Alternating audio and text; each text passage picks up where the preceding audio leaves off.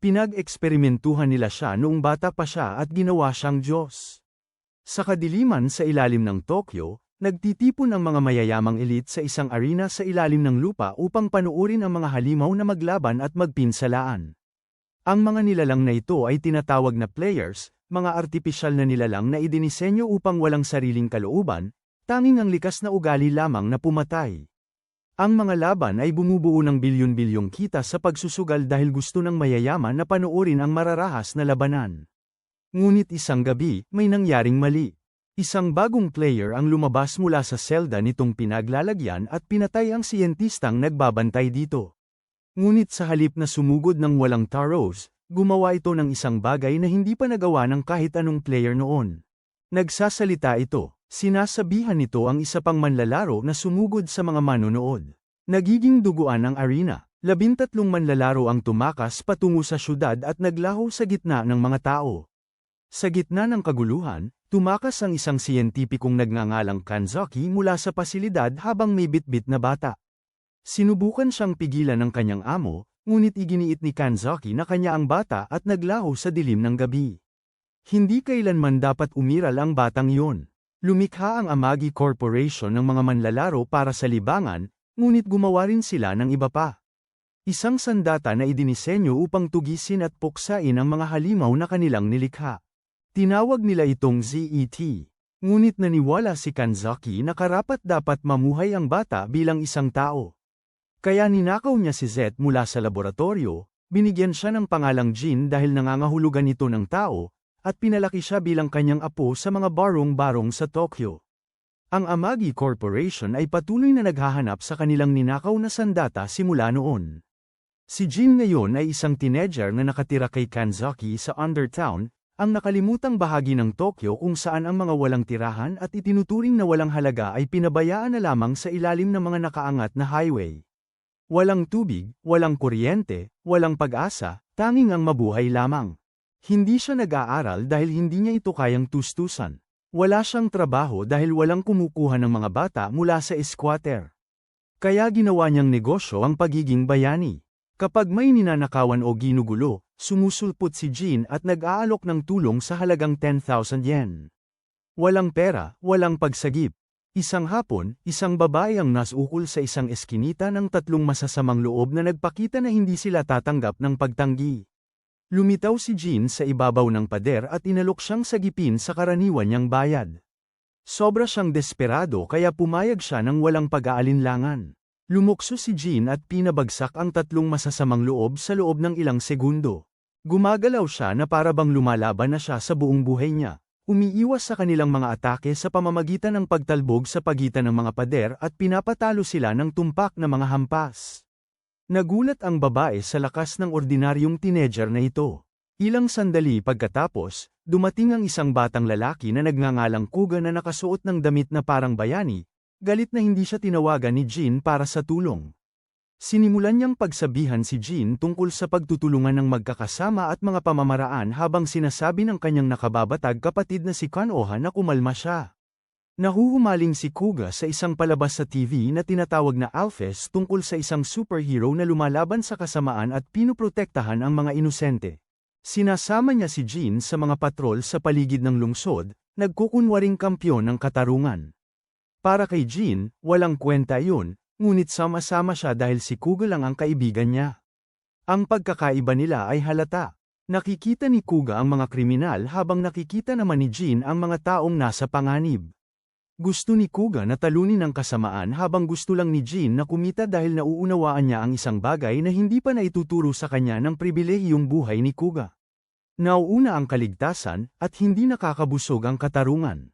Nang sinubukan ng babae na bayaran si Jin, galit si Kuga na hinayla siya palayo dahil naniniwala siya na hindi dapat humingi ng gantimpala ang katarungan. Sumisigaw pa rin si Jin para sa pera niya habang hinihila siya ni Kuga. Sa parke, napansin ni Jin na may benda si Kanoha sa kamay at ipinakita niya rito ang sarili niyang marka, isang simbolong hugis singsing na nakalimbag sa kanyang palad na tinatawag niyang singsing ng anghel. Sinabi ni Kanzaki sa kanya na itago ito mula sa lahat, ngunit ipinapakita niya ito sa kanila dahil magkaibigan sila. Sabi ni Kanoha na gasgas lang ang benda niya, Kaya sinabi ni Jin sa kanya na loayan ito dahil tinuruan siya ng kanyang lolo na may natural na kapangyarihan sa pagpapagaling ang mga tao. Hindi niya alam kung gaano siya kamali. Nang maglaon sa araw na yun, nakita ng babae si Jin at binayaran siya ng perang ipinangako niya. Akami ang pangalan niya, at ibinigay niya kay Jin ang kanyang business card habang nangangakong ililibre siya ng pagkain minsan. Ibinulsa ni Jin ang pera at umuwi ng hindi gaanong iniisip. Ngunit pagdating niya sa Undertown, may mali. Pula ang paligid, mga kapitbahay niya ang nakahandusay sa lupa, kaya't bumilis ang tibok ng puso ni Jin habang tumatakbo siya patungo sa kanyang bahay. Sa loob, si Konzaki ay nakasandal sa dingding, may mga sugat sa buong katawan. Hindi maintindihan ni Jin ang nakikita niya dahil akala niya ay natutulog lang ang lahat. Dali-dali siyang lumapit kay Konzaki at sinubukang gisingin ito. Nangangakong luluraan ang mga sugat nito dahil iyon ang laging itinuturo ng lolo niya. Pero bamantong hininga si Konzaki dahil alam niyang kasinungalingan ang sinabi niya kay Jin. Tinanong ni Jin kung bakit natutulog ang lahat, at sinabi ni Konzaki sa kanya na hindi sila natutulog. Wala na sila. Hindi naiintindihan ni Jin ang ibig sabihin ng salitang yon, kaya ginamit ni Konzaki ang huling lakas niya para yakapin siya ng mahigpit at ibigay ang huli niyang aral. Ang karahasan ang naglagay sa lahat sa kasalukuyan nilang kalagayan, at ito ang bunga na lagi niyang ipinagpapaalala sa kanya. Pagkatapos, huminto si Konzaki sa paghinga. Hindi pa rin naiintindihan ni Jin dahil akala niya ay pagod lang ang kanyang lolo. Ikinargi niya ang katawan ni Konzaki sa isang kariton at kinaladkad ito sa malakas na ulan patungo sa isang kalapit na klinika, kumakatok sa pinto at nagmamakaawa para sa tulong. Binuksan ng may-ari ang pinto at humingi ng bayad, ngunit ilang barya lang ang hawak ni Jin. Itinulak siya palayo ng may-ari at isinara ng padabog ang pinto dahil wala itong pakialam sa problema ng isang batang lansangan. Itinulak ni Jin ang kariton sa gitna ng ulan, dumadaan sa mga bahay na may mainit na ilaw sa loob. Nakikita niya ang mga pamilyang kumakain ng hapunan ng sama-sama, tumatawa, masaya. Hindi niya maintindihan ang mga emosyong bumabalot sa kanyang katawan dahil hindi pa niya kailanman naramdaman ang ganito. Sinubukan niyang tawagan si Kuga gamit ang espesyal na teleponong pinagsamahan nila, ngunit sa mansyon ng mga MG, nahuli siya ng ama ni Kuga na may hawak na telepono at sinira ito bago pa makasagot si Kuga. Naputol ang tawag sa panig ni Jin, kaya tila binaliwala siya ng tanging kaibigan niya sa pinakamadilim niyang oras. Dahil sa kawalan ng pag-asa, naalala ni Jin ang business card ni Akemi at hinanap siya. Agad siyang dinala ni Akemi kasama ang katawan ni Konzaki sa ospital nang walang tanong-tanong. Pagdating ng mga detective, nakilala nila ang uri ng sugat dahil tumutugma ito sa mga insidente ng pananakit na paulit-ulit nilang sinusubaybayan, isang tao na tinatawag nilang halimaw ng hangin. Napansin ni Detective Sayama kung gaano kawasak ang kalooban ni Jin. Iniabot niya kay Jin ang isang medalyon na pag-aari ni Konzaki at sinabi sa kanya na kapag naging mahirap ang mga bagay-bagay, dapat niyang itaas ang kanyang noo dahil hindi niya mahahanap ang pag-asa sa lupa. Tinanong ni Jin kung ano ang pag-asa, kaya itinuro ni Sayama ang silid kung saan nagpapahinga si Akemi at sinabi sa kanya na ito na ang kanyang pag-asa ngayon. Nag-alok si Akemi na kupkupin si Jin nang walang pag-aalinlangan. Pinapaliguan niya siya, pinakain, at itinuring na parang pamilya. Habang nasa batya, sinabi niya kay Jin na itigil ang pagtawag sa kanya ng binibini at tawagin siyang ate na lang. Tinanong niya kung naligo na ba siya kasama ang kanyang nanay noon, at sinabi ni Jin na wala siyang magulang, lolo lang niya. Niyakap siya ni Akemi ng mahigpit dahil nakita niya kung gaano siya nasasaktan. Nakaramdam si Jin ng bugso ng emosyon na hindi pa niya nararanasan noon at nagsimula siyang umiyak, nang hindi niya maintindihan kung bakit dahil ang huling pagkakataong may yamakap sa kanya ng ganito ay bago pa huminto ang paghinga ng kanyang lolo. Ngunit hindi pa tapos ang bangungot. Kinabukasan, magkasamang namili sina Jin at Akemi. Masaya si Akemi at pilit namang sumasaya si Jin. Ngunit pauwi na sila, isang dila ang biglang sumirit at tumagos kay Akemi sa dibdib. Natagpuan na ng seryeng mananalakay si Jin. Isa siyang manlalaro, isang halimaw na tulad ng Hanyango na kayang pahabain ang kanyang dila na parang talam. Inihayag niya na siya ang nagtapos kay Kanzaki at sa lahat ng iba pa sa Undertown dahil hinahanap niya talaga si Jin. Ramdam niya kung ano talaga si Jin. Nakatayo si Jin sa harap ni Akemi upang protektahan siya, ngunit sinugatan siya ng malalim ng halimaw sa dibdib at ibinagsak sa isang tabi na parang walang halaga. Bago pa matapos ng halimaw si Akemi, nagawa niya itong pabagsakin, ngunit sinugatan nito ang kanyang mukha at nag-iwan ng malalim na peklat. May nagising sa loob ni Jin. Nagbago ang kanyang mga mata at umunat ang kanyang buhok habang kumukulog ang kidlat sa paligid ng kanyang katawan. Ang singsing ng anghel sa kanyang kamay ay nagsimulang lumiwanag ng matindi dahil may malalim sa loob niya na tumutugon sa panganib. Sa pagsabog ng enerhiya, nagbago si Jin. Ang kanyang katawan ay nabalutan ng itim, makapit na kasuotan na may mukhang parang maskara, na nagpapamukha sa kanya bilang isang demonyo. Ang halimaw na Hanyango ay halos hindi pa nakakabulong ng isang salita, karisma, bago sumugod si Jin at pinuksa ito sa isang atake. Nagbalik si Jin sa normal at agad nawala ng malay dahil hindi makayanan ng kanyang katawan ang matinding bigat. Nang magising siya sa ospital, buhay si Akemi. Ang kanyang mukha ay may peklat, ngunit nakangiti siya habang niyayakap si Jin. Sa ngayon, nakahanap si Jin ng bagong pamilya. Lumipas ang mga taon at si Jin ay isa ng binata na nakatira sa Undertown, at naniningil pa rin ng 10,000 yen sa mga taong nililigtas niya. Si Akemi naman ay nagpapatakbo ng isang kainan sa malapit at nangangarap na makaipon ng sapat na pera para mapag-aral si Jin. Ngunit sinabi ni Jin na huwag na siyang mag-abala dahil ayos lang sa kanya na manatili na lang kasama siya habang buhay. Tumugon siya sa pamamagitan ng pagbigay sa kanya ng mapaglarong batok sa ulo. Samantala, si Kuga ay naging ang gininto ang anak ng pamilya Amagi. Siya ang kapitan ng soccer team ng kanyang high school, napapalibutan ng humahanga niyang tagahanga, at patuloy pa ring nahuhumaling na maging bayani ng katarungan tulad ng paborito niyang karakter sa TV, si Alphys. Sa isang formal na pagtitipon na nagdiriwang ng kanyang mga tagumpay, tinanong ng isang host si Kuga kung ano ang gusto niyang maging pagkatapos niyang magtapos. Sumagot siya na gusto niyang maging bayani ng katarungan, at tumawa ang mga tao dahil akala nila ay biro lang yun. Pero hindi tumatawa si Kuga dahil seryoso siya sa bawat salita. Binuo niya ang isang pangkat ng mga dating empleyado ng Amagi Corporation na naniniwala sa kanyang pananaw. Nakabuo sila ng mga prototipo ng gadget at nagpapatrolya sa lungsod tuwing gabi, naghahanap ng mga krimen na pipigilan. Kaya nang magsimulang sunugin ng isang arsonist ang mga gusali sa buong Tokyo, nakita ni Kuga ang kanyang pagkakataon upang patunayan ang sarili bilang isang tunay na bayani. Ang arsonist ay isa palang manlalaro na kayang lumikha at kumontrol ng apoy. Sinusunog niya ang mga gusali dahil lang sa kinagigiliwan niyang panuorin ang mga bagay na masunog. Nadarama ni Jin kapag may mga manlalaro sa malapit, kaya napansin din niya ang mga sunog.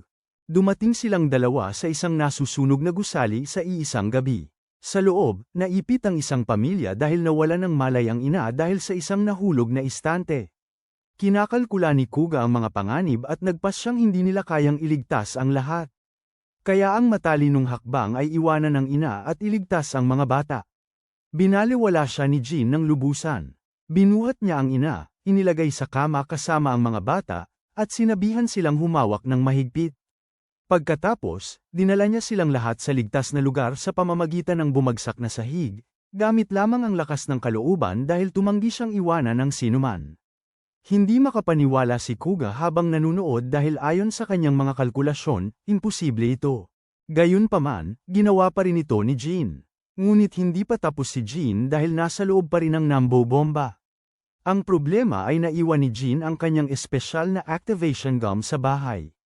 Ang gum na ito ay binuo ng Amagi Corporation upang tulungan si Jin na simulan ang kanyang pagbabagong anyo. Kung walang matinding emosyonal na trauma, kaya kung wala ito, hindi makapagbabagong anyo si Jin ayon sa kagustuhan. Nakita ng nambobomba si Jin at agad nitong nakilala kung ano siya. Nagbago siya sa kanyang tunay na anyo, isang halimaw na nilalang na apoy, at sinimulang atakihin si Jin habang tinutokso ito tungkol sa kung paano mas nakahihigit ang mga player sa tao at hindi na dapat magtago pa. Sinabihan siya ni Jin na tumahimik. Sinaksak siya ng arsonist sa dibdib, ngunit sa halip na bumagsak, naramdaman ni Jin na nag-activate ang singsing ng kanyang anghel dahil ang sakit ay nag-trigger ng isang bagay na malalim sa kanyang kalooban. Binabalutan ng kidlat ang kanyang katawan habang nagbabago siya upang maging ZET. Ginagamit ni Jin ang fire extinguishing spray ni Kuga upang pigilan ang apoy na pagalingin ng halimaw, pagkatapos ay binabalot niya ito sa isang aipo-aipo ng hangin na lubos na pumipigil sa paghinga nito dahil hindi maaaring magsunog ang apoy nang walang oxygen. Tapos na ang arsonist, ngunit may nangyayaring mali. Tumibok ng isang beses ang puso ni Jean, pagkatapos ay huminto. Bumagsak siya nang mabasag ang kanyang medalyon sa lupa dahil hindi kinaya ng kanyang katawan ang hindi kumpletong pagbabagong anyo. Pinulot ni Konoha ang basag na medalyon kasabay ng pagdating ng mga bumbero. Isinugod si Jean sa ospital na nasa kritikal na kondisyon. Sa ospital, nagdaos ng kumperensya ang media, pinupuri si Kuga bilang bayani na nagligtas sa pamilya. Ginamit ng kanyang ama ang pagkakataon upang itaguyod ang teknolohiya ng Amagi Corporation. Alam ni Kuga ang totoo. Si Jean ang tunay na bayani, ngunit nanatili siyang tahimik dahil sinabi sa kanya ng kanyang ama. Samantala, nalaman ni Mitsugay, ang lolo ni Kuga, ang tungkol kay Jean.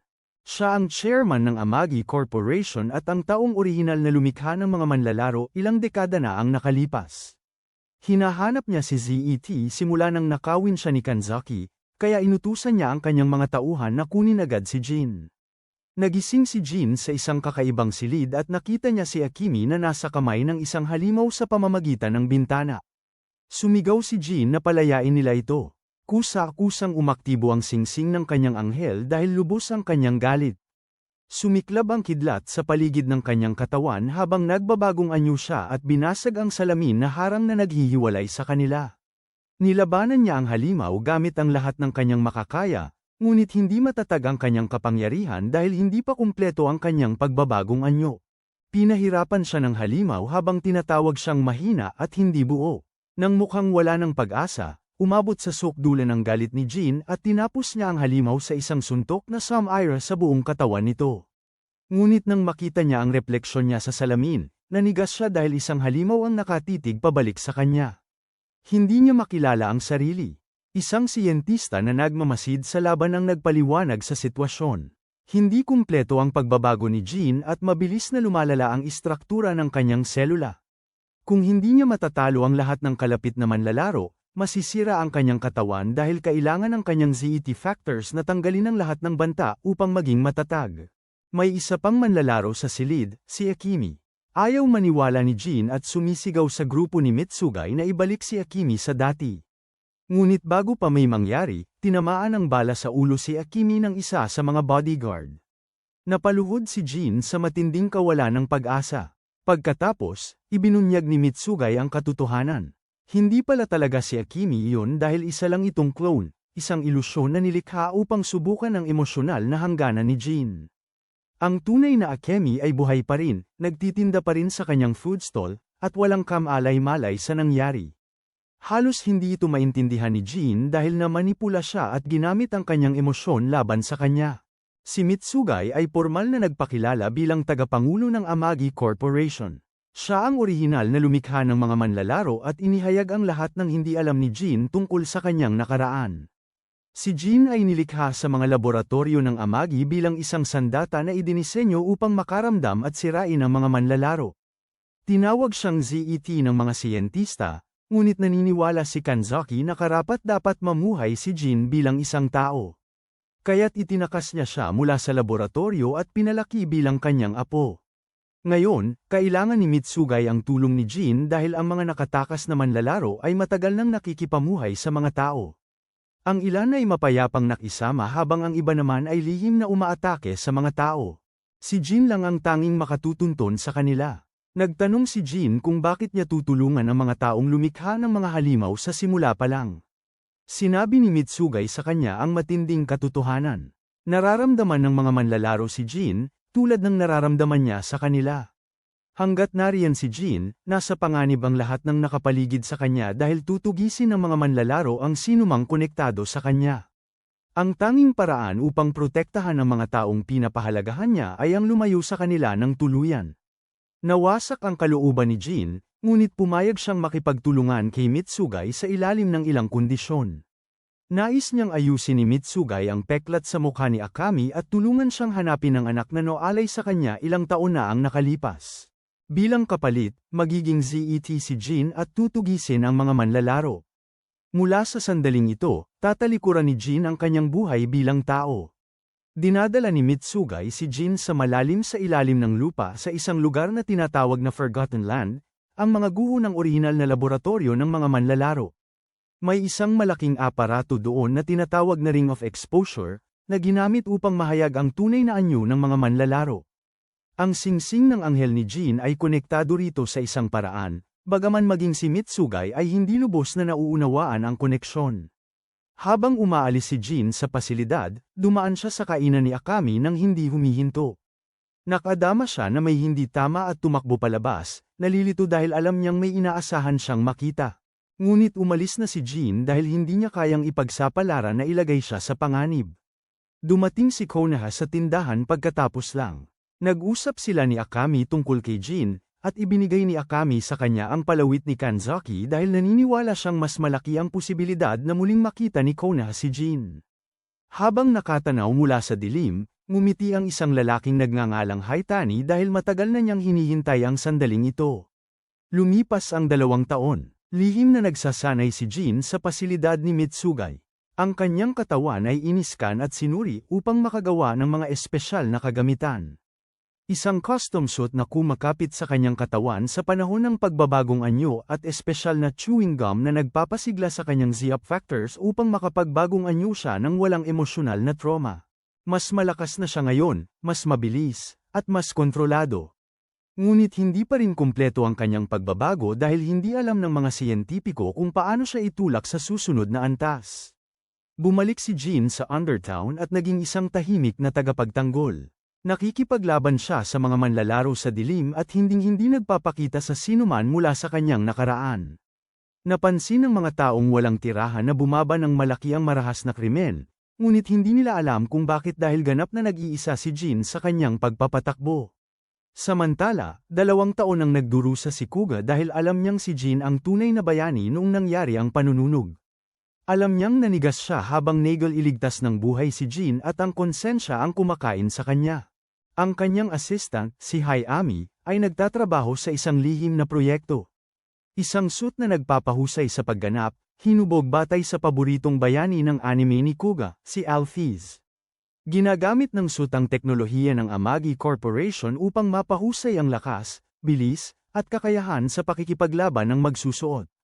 Kaya nang makita ni Kuga ang prototype, labis siyang naantig at napaiyak dahil ito ang kanyang pagkakataon na maging isang tunay na bayani. Ngunit may iba pa na matagal nang nagmamasid kay Kuga.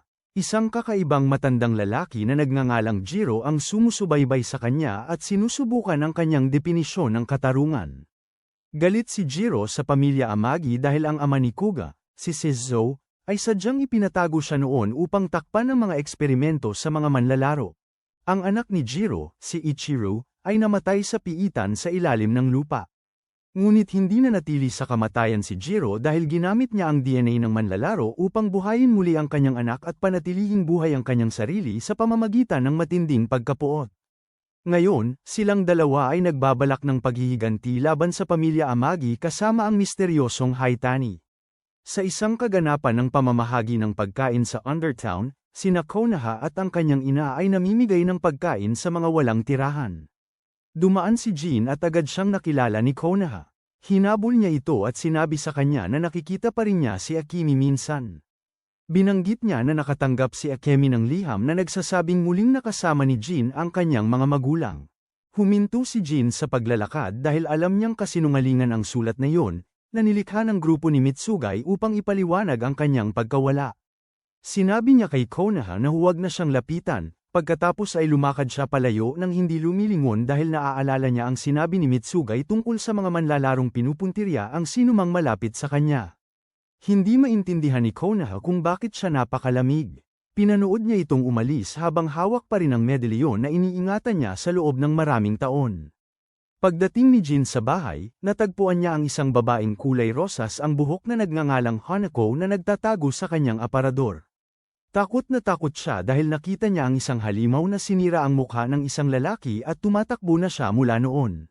Sinabihan siya ni Jin na umalis, ngunit tumanggi siya dahil masyado siyang takot na mag-isa. Sa kabila ng kanyang pag-aalinlangan, pinayagan siya ni Jin na manatili. Nang gabing yun, nakaramdam si Jin ng panganib at lumabas upang mag-imbestiga, iniiwan si Hanako. Naabutan siya ng halimaw na humahabol sa kanya. Ito ang kasama ng Sand Monster, isang manlalarong uri ng insekto na may kakayahang lumikha ng mga clone. Dalawa sa kanila ang sumukol kay Hanako at nagsimulang libakin siya kung gaano siya kawalang silbi. Lumitaw si Jin at nag-alok na iligtas siya kapalit ng 10,000 yen. Sumang-ayon siya dahil wala na siyang ibang pagpipilian. Tinukso siya ng isa sa mga lalaki tungkol sa paniningil niya ng pera, kaya pinatulog ni Jin silang lahat sa isang iglap. Ngunit nakaligtas ang Sand Monster mula sa kanilang nakaraang engkwentro. Nagbago anyo siya sa tunay niyang forma at inatake si Jin, na hindi makapagbago ng anyo dahil naiwan niya ang kanyang activation gum sa bahay. Mabangis ang labanan dahil ang katawan ng Sand Monster ay naglalabas ng mga nakakasirang particle na unti-unting sumisira sa balat ni Jin. Sa sandaling tila wala ng pag-asa, sa wakas ay gumana ng kusa ang singsing ni Jin. Sinira niya ang katawan ng halimaw, ngunit hindi niya napansin na ang ulo ng halimaw ay nagbago ng anyo at naging insekto at gumapang palayo. Nagsisimulang matuno ang katawan ni Jin dahil buhay pa rin sa kung saan ang manlalaro. Dumating ang sweeper, isang nakabalabal na figura na naglilingkod sa isang komunidad ng mga manlalaro na tinatawag na Evils. Ang kanyang trabaho ay tanggalin ang sinumang manlalaro na lumalabag sa patakaran sa pamamagitan ng pag-atake sa mga tao. Kaya tinapos niya ang ulo ng Sand Monster at niligtas ang buhay ni Jin. Ngunit pagkatapos, hinawakan niya si Jin gamit ang kanyang espada. Walang nangyari. Nalito ang sweeper dahil dapat ay tinutunaw ng kanyang espada ang sinumang manlalaro na mahawakan nito. Ngunit hindi natunaw si Jin dahil hindi siya isang manlalaro. Ngunit hindi rin siya tao. Bago pa maimbestigahan ng sweeper, lumitaw si Hit-Ani mula sa mga anino. Sinabi niya sa sweeper na huwag makialam dahil hindi niya alalahanin si Zed. Tinanong ni Jin kung sino si Hit-Ani, at ngumiti lang si Hit-Ani dahil matagal na niyang pinagmamasdan si Jin. Naaalala pa niya ang araw na ipinanganak si Zed. Sinabi niya kay Jin na alagaan ng mabuti ang babaeng dala nito, pagkatapos ay nawala sa dilim. Ipinaliwanag ng grupo ni Mitsugay ang nangyari. Ang sweeper ay nagtatrabaho para sa isang komunidad na tinatawag na Evils, mga manlalaro na nagpasya na mamuhay ng payapa sa gitna ng mga tao. Mayroon silang mahigpit na mga panuntunan, at sinumang manlalaro na lumabag dito ay pinaparusahan ng sweeper. Ngunit tila iba ang nilalaro ni Hit-Ani, dahil isa siyang evil na minamanipula ang parehong tao at manlalaro para sa sarili niyang agenda. Sa isang banda, natanggap na rin ni Kuga ang kanyang kumpletong alpha suit. Ito ay puting baluti na may mga pakpak sa noo at dumadaloy na kapa, eksakto tulad ng kanyang paboritong anime hero.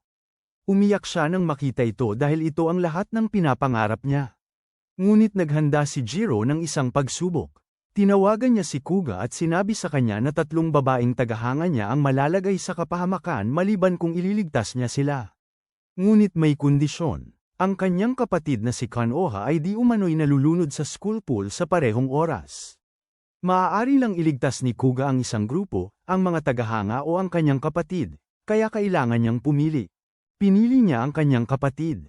Pagdating niya sa pool, maayos na maayos si Konoha dahil hindi naman talaga siya nasa panganib. Ang lahat ng ito ay isang panloloko. Wala na ng tuluyan ang 3 tagahanga. Tinawagan ni Jiro si Kuga at sinabi sa kanya na bumagsak siya sa pagsubok dahil ang isang tunay na bayani ay nagel iligtas ng mga estranghero, hindi pamilya. Hindi dapat personal ang hustisya. Lubos na nalungkot si Kuga dahil sinubukan niyang maging bayani, at 3 inosenteng tao ang nawala dahil sa kanyang pagpili. Sa parehong oras, nakasalubong ni Jin si Konoha habang naglalakad kasama si Hanako. Nakita ni Konoha na nakakapit si Hanako sa braso ni Jin, at lumubog ang kanyang puso dahil plano niyang ibalik ang kanyang kwintas. Pinipigilan siya ni Jin na magpakita dahil naaalala niya ang babala ni Mitsugay tungkol sa mga manlalaro na target ang sinumang malapit sa kanya. Hindi naiintindihan ni Konoha. Pinanood niya itong lumayo kasama ang ibang babae at nakaramdam siya ng parang may nawasak sa loob niya. 2 magkapatid na halimaw na bug ang kumilos. Kinuha nila si Konoha at ang kaibigan niyang si Tomomi upang akitin si Jin sa isang bitag. Nakikipaglaban ang isang kapatid kay Jin sa mga bubong habang ang isa naman ay pinapahirapan ang mga babae sa isang nakatagong silid. Lubhang natatalo si Jin dahil kung wala ang kanyang activation gum, hindi siya makapag-transform. Binubugbog siya ng halimaw hanggang sa maging puno siya ng pasa at sugat habang tinutokso siya kung gaano siya kaina.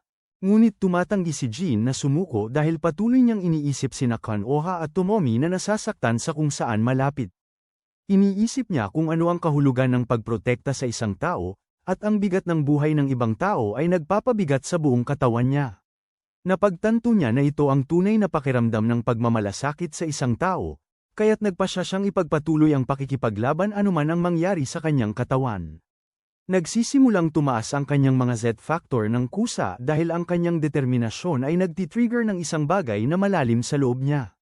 Samantala, pinahihirapan si Konoha ng isa pang halimaw na insektong yun. Sinaktan niya ang leeg nito ng bahagya para lang damyugo dahil nasisiyahan siyang takutin ito. Dahil sa matinding trauma, hindi niya napigil ang maihi.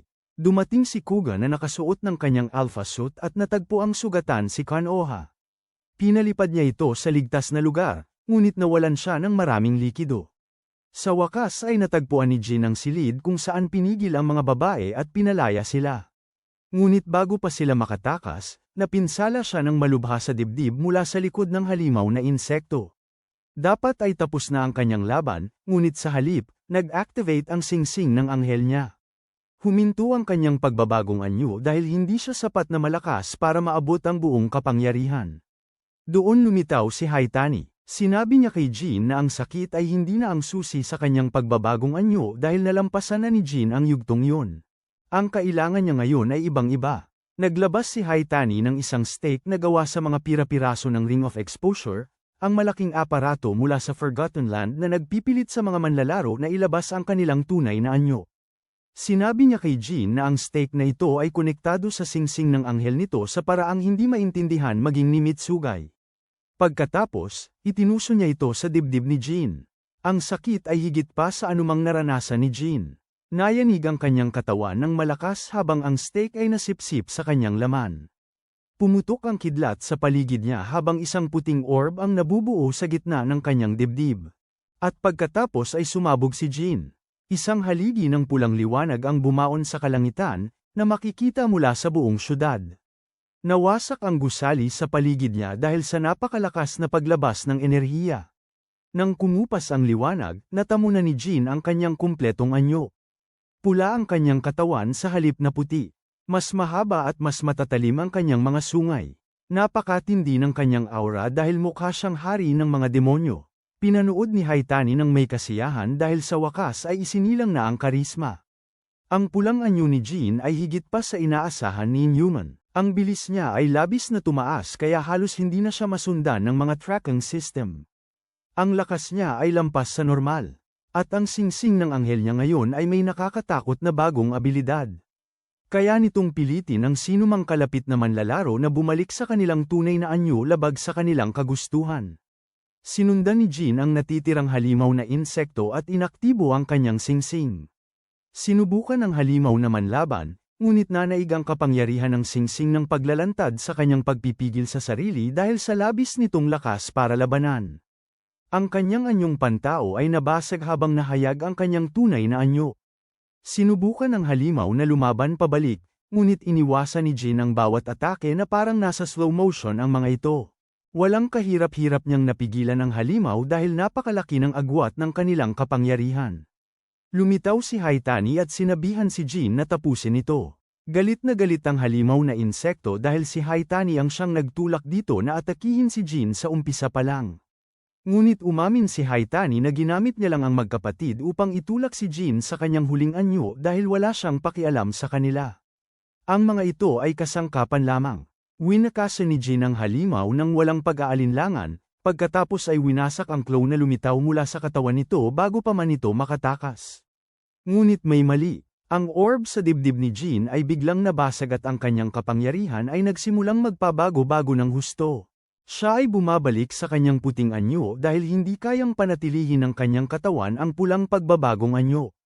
Samantala, nakikipaglaban si Kuga sa isa pang halimaw na insekto gamit ang kanyang alpha suit.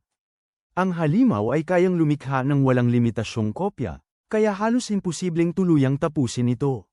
Nagtulungan sina Jin at Kuga sa unang pagkakataon simula pagkabata. Pinag-ugnay nila ang kanilang pag-atake para sabay nilang maalis ang pangunahing halimaw at lahat ng kopya nito, dahil yun lang ang paraan para mapigilan ang pagbabagong buhay nito. Nang matapos ang labanan, bumalik si Jin sa kanyang anyong tao. Sa wakas ay nakita ni Kuga ang kanyang mukha at natanto na si Jin pala ito sa simula pa lang. Napahagulgol siya dahil mag-isa lang pala si Jin na nakikipaglaban sa mga halimaw sa lahat ng oras na ito habang si Kuga naman ay nagkukunwari lang na bayani. Dinudurog siya ng bigat ng kanyang konsensya. Binuhat ni Jin si Hanako pauwi. Nagising siya at niyakap si Jin habang umiiyak dahil sa matinding takot. Humihingi ng tawad si Jin sa pag-iwan sa kanya. Sa unang pagkakataon sa loob ng maraming taon, hinayaan ni Jin na may lumapit sa kanya. Gusto ni Kuga ng mga sagot. Dinala ni Mitsugay sina Kuga at Jin sa research facility at inilantad ang lahat. Ang mga manlalaro, ang mga arena, si Zet, ang buong madilim na kasaysayan ng Ameji Corporation. Lubos na kinilabutan si Kuga nang malaman ang ginawa ng kanyang pamilya, ngunit sabik din siya. Siya ay nagsabi kay Jin na dapat silang lumaban ng magkasama tulad noong mga bata pa sila dahil maaari silang maging magkasama sa katarungan. Pinigilan siya ni Jin dahil hindi naman sila kailanman naging magkasama. Ipinakita ni Kuga kay Jin ang isang drawing ng kanyang pulang Z form at iminungkahi na tawagin siyang Zetman. Sinabihan ni Jin siya na itago ang drawing at itigil ang pagtrato dito na parang laro dahil ang pangangaso ng mga manlalaro ay hindi masaya, ito ay pagpapatuloy ng buhay. Sa ospital, tinanong ni Konoha sina Jin at Kuga tungkol sa mga halimaw. Naalala niya ang sinabi ng halimaw na insekto tungkol sa pamilya Ameji na lumikha ng mga manlalaro, kaya gusto niya ang katotohanan. Nagsinungaling si Jin at sinabihan siya na wala rin silang alam. Nalito si Kuga, ngunit alam ni Jin na ang pagsasabi kay Konoha ay lalo lang maglalagay sa kanya sa panganib dahil may ilang bagay na mas mabuting hindi na lang sabihin. Sa huli, dinala ni Jin si Hanako sa kanyang tahanan at magkasama silang nagpalipas ng gabi. Sa unang pagkakataon sa kanyang buhay, pinayagan ni Jin ang sarili na mangarap ng isang normal na kinabukasan. Sinabi niya rito na gusto niyang mag-ipon ng pera, bumili ng bahay, at magsimula ng isang pamilya. Naantig si Hanako dahil wala pang sinumang nakipag-usap sa kanya tungkol sa isang kinabukasan noon. Sinabi niya kay Jin na gusto rin niyang maging pamilya nito. Naghalikan sila, ngunit sa research facility, may isa pang sikreto si Mitsugay na ibubunyag. Dinala niya si Jin sa isang nakatagong vault na malalim sa ilalim ng lupa. Sa loob ay isang tangke na puno ng likidong pampreserba. Nakalutang sa tangke ang ulo ni Kanzaki. Lumuhod si Jin. Ipinaliwanag ni Mitsugay na nawasak ang katawan ni Kanzaki, ngunit naisalba ang kanyang utak. Pinananatili nila siyang buhay sa loob ng lahat ng taong ito sa pamamagitan ng paggamit sa kanyang isip bilang isang data bank. Lumitaw ang mga iniisip ni Kanzaki sa isang computer screen. Tinatanong niya si Jin kung kumusta na ito. Tinatanong niya kung hawak pa rin ni Jin ang redstone mula sa kanyang medalyon. Hindi makapagsalita si Jin dahil nakatitig lang siya sa nakalutang na ulo ng kanyang lolo habang umaagos ang luha sa kanyang mukha. Sinasabi ni Mitsugay kay Jin na si Kanzaki lang ang nakakaalam kung paano makukumpleto ang kanyang transformasyon. Pero wala nang pakialam si Jin sa kapangyarihan. Naglakad siya patungo sa tangke at tiningnan ang kanyang lolo sa huling pagkakataon. Pagkatapos, inalis niya ang mga cable dahil gusto niyang tuluyan ang makapagpahinga ng mapayapa ang kanyang lolo. Lumabas sa screen ang huling mensahe ni Kanzaki, tinatanong si Jin kung kumusta na siya. Sumagot si Jin habang lumuluha, sinasabi sa kanyang lolo na maayos siyang kumakain. Dumilim ang screen. Kumilos si Haitani. Gamit ang DNA ni Jin mula sa mga nakaraang labanan, gumawa siya ng 2 clone at ipinadala ang mga ito sa Amaja Mansion. Ang misyon nila ay nakawin ang pendant ni Jin dahil naglalaman ito ng redstone na nabanggit ni Kanzaki. Sa kanyang mga huling mensahe, sinugod ng mga clone si Kenoa sa kanyang silid. Takot na takot siya dahil magkamukhang magkamukha sila ni Jin. Dumating ang totoong Jin kasama sina Kuga at Mitsugay sa tamang oras. Ang mga clone ay hindi perpekto at nagsimulang matuno sa labanan, ngunit nakatakas ang isabit-bit ang kwintas. Pagkatapos, sumabog ang mansyon. Nagtanim si Jiro ng mga pampasabog sa buong gusali habang abala ang lahat dahil sa pagsugod ng mga clone. Ang tahanan ng pamilya Amaja ay nawasak sa isang napakalaking bowl ang apoy. Nakaligtas si Kenoa ngunit naduraj ang kanyang tiwala dahil nakita niya ang isang perpektong kopya ni Jin na sumubok. Saktan siya. Paano na niya ngayon mapagkakatiwalaan ang sinuman? Samantala, Lumalala ang pananakit ng ulo ni Hanako dahil nakikipagtalo siya sa kanyang mga magulang tungkol sa kanyang mga desisyon sa buhay. Pakiramdam niya ay walang nakakaintindi sa kanya maliban kay Jin. Bumabalik siya sa kanya at ipinagtatapat ang lahat. Sinasabi niya rito na hindi siya mabubuhay kung wala ito dahil gusto niyang maging pamilya nito. Niyakap at hinalikan siya ni Jin dahil pinapayagan niya ang sarili na makaramdam ng saya kahit minsan. Ngunit sa kabilang dako ng syudad, nasa kay Haitani ang lahat ng kailangan niya. Nakakalap siya ng isang hukbo ng mga manlalaro na pagod ng magtago sa gitna ng mga tao. Hawak niya ang redstone mula sa palawit ni Jin, at mayroon siyang plano na magbabago sa mundo ng walang hanggan dahil ibubunyag niya ang pag-iral ng mga manlalaro sa buong sangkatauhan. Samantala, kinontak ng masamang master si Jin at humingi ng tulong para pigilan si Haitani. Sumang-ayon si Jin dahil kailangang pigilan si Haitani bago pa niya sirain ang lahat. Nakatayo si Kuga sa gilid ng pool ng paaralan.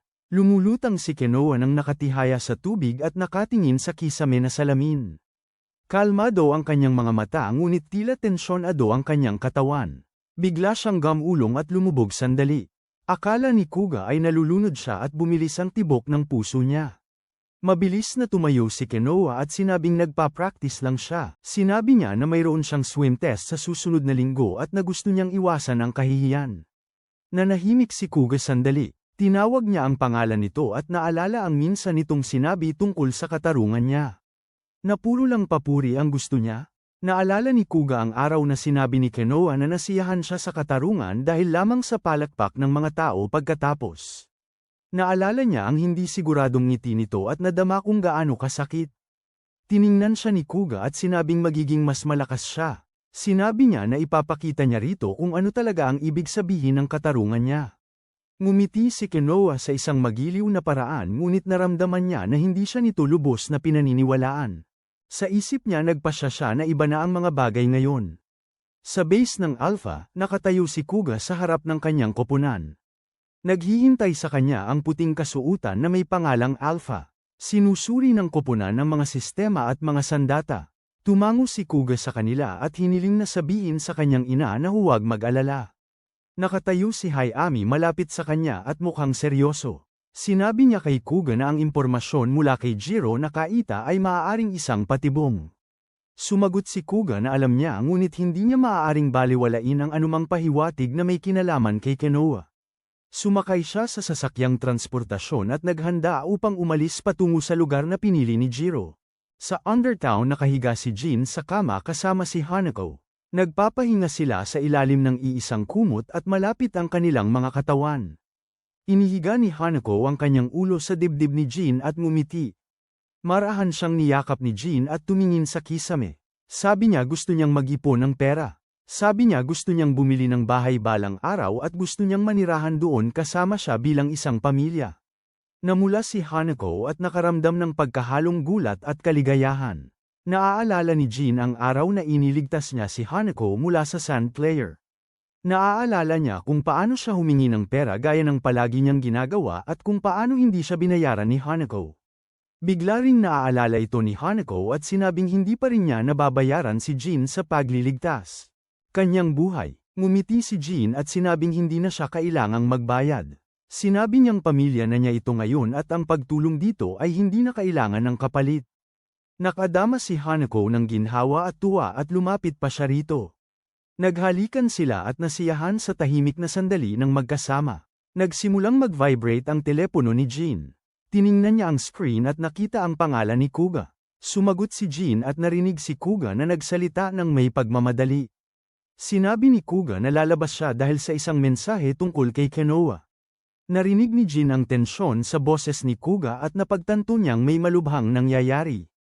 Narinig din ni Hanako ang pangalang Kenoa at nagbago ang kanyang mukha. Sinabi ni Jin kay Hanako na kailangan na niyang umalis at ipapaliwanag niya ang lahat pagbalik niya. Umalis siya sa kanilang maliit na tahanan na may mabigat ngunit buong pusong determinasyon. Sa isang paradahan sa loob ng syudad, naghihintay si Kuga, nakasuot ng pangkaraniwang damit at ang kanyang lalagyan ng armas ay nasa malapit. Dumating at huminto ang kotse ni Jiro. Sinabi ni Jiro kay Kuga na sumakay na dahil ipapakita niya kung nasaan ang kapatid nito. Umakyat si Kuga sa upuan ng pasahero. Sinusubaybayan ng pangkat ng mga alphas ang kotse sa kanilang monitor at nakikipag-usap kay Kuga sa pamamagitan ng communicator. Nagmamaneho si Jiro ng casual sa mga kalsada at pinapanatili ang mapaglarong tono sa kanyang boses. Sabi niya gusto niyang bigyan muli si Kuga ng isa pang pagsubok tungkol sa hustisya. Masamang tiningnan siya ni Kuga at sinabing si Kenoa lang ang gusto niya. Huminto ang sasakyan sa pulang ilaw. Biglang may inispray si Jiro sa mukha ni Kuga. Nakaramdam si Kuga ng hapdi sa ilong at lumabo ang paningin niya. Nanghina ang katawan niya sa loob ng ilang segundo at nawalan siya ng malay sa upuan. Nagsimulang kumurap ang tracking signal sa screen ng base ng mga alphas. Tinawag ng team ang pangalan ni Kuga, ngunit naging unstable ang signal. Sa loob ng base, nakaupo si Hayami sa main console. Nagulat ang team na nawala ang signal ni Kuga. Sinabi ni Hayami na may interference siguro at nagpanggap na inaayos ang sistema. Sa totoo lang, sinadya niyang ibaba ang saklaw ng pagsubaybay. Sumandal siya at sinabi sa iba na susubukan niyang ibalik ang signal, ngunit iba ang ipinapakita ng kanyang mga mata. Sa silid kung saan nakahiga si Kuga, dahan-dahan niyang idinilat ang kanyang mga mata at napagtantong nakahiga siya sa isang kama sa loob ng isang hindi pamilyar na gusali. Medyo sumasakit ang kanyang ulo. Napansin niyang nakalagay sa tabi niya ang kanyang mga sandata at may naglagay ng earpiece sa kanyang tainga. Narinig ang boses ni Jiro mula sa aparato. Sinabi ni Jiro na nagsimula na ang isang bagong pagsubok. Sinabi niyang hawak pa rin ni Kuga ang kanyang mga sandata at walang signal ng telepono dito. Idinagdag niya na kailangan ni Kuga na kumuha ng pagsusulit na ito ng mag-isa. Tumayo si Kuga at sinuri ang pinto. Binuksan niya ito at pumasok sa isang pasilyo. Sa dulo, nakita niya ang isang malaking silid kainan na puno ng mga batang babae. Nakaupo sila sa isang mahabang mesa at nagkukwentuhan. Ang ilan sa kanila ay napansin si Kuga at itinuro siya ng may tuwa. Itinago ni Kuga ang kanyang baril sa likod niya at sinubukang kumilos ng normal. Sinabi ni Jiro sa kanya na ang mga babaeng ito ay kanyang mga tagahanga. Sabi niya na dinukot sila at kailangan ni Kuga na magpas siya kung ililigtas niya sila o kung hahanapin niya si Konoha. Pinapaalalahanan siya ni Jiro tungkol sa nakaraang pagsusulit kung saan namatay ang tatlong babae nang piliin ni Kuga ang kanyang kapatid. Mabilis siyang nilapitan ng mga babae, tumawa, at kumapit sa kanyang mga braso. Malakas na humingi ang isang babae ng kanyang pirma para sa kanyang kaibigan. Labis ang nararamdaman ni Kuga at bumigat ang kanyang paghinga. Napagtanto niya na ginagamit ni Jiro ang kanyang kasikatan laban sa kanya. Tinanong niya si Jiro kung anong nangyayari. Ngunit inulit lang ni Jiro na isa ito pang pagsubok ng hustisya. Pilit na ngumiti si Kuga at sinabi sa mga babae na kailangan muna niyang pumunta sa palikuran. Lumakad siya papasok sa banyo at tiningnan ang kanyang sarili sa salamin. Pinadaanan niya ng tubig ang kanyang mga kamay at mukha habang sinusubukan niyang linawin ang kanyang isip. Naisip niya si Konoha at ang mga patay na babae mula sa nakaraang pagsubok. Alam niya na kayang magdulot ng matinding kapahamakan si Jiro sa lahat dito, para lamang sa kanyang baluktot na ideya ng kasiyahan. Naiintindihan niya na hindi niya maaaring iwanan na lamang ang mga babaeng ito. Paglabas niya ng banyo, isang babae ang naghihintay sa pintuan. Mukha siyang kinakabahan at sinasabing kakaiba ang pakiramdam sa lugar. Sinabi niya rito na walang signal ng telepono sa loob at dapat silang tumakas ng magkasama. Hinawakan niya ang braso nito at hinayla siya sa pasilyo. Huminto sila sa isang bahagi ng dingding. Itinulak ng babae ang isang nakatagong panel at bumukas ang isang makipot na daanan. Ang daanan ay patungo sa isang maginhawang silid tulugan na mukhang ordinaryong silid ng isang babae. Napansin ng ibang grupo ng mga babae sa pangunahing bulwagan ang bukas na dingding mula sa kanilang panig at nagsisimulang bumulalas tungkol sa kung gaano kaibig-ibig tingnan ang nakatagong silid. Ang babaeng nakahanap ng lagusan ay pumasok at kumaway kay Kuga. Sinabi niya rito na dapat na silang tumakas ngayon. Tumayo si Kuga sa pasukan at nag-isip. Nagtataka siya kung bahagi ba ito ng pagsubok ni Jiro o kung isa itong tunay na biktima na gustong tumakas. Naalala niya kung paano pinili ni Jin na iligtas ang bawat isang tao sa nasusunog na gusali noong kaso ng panununog.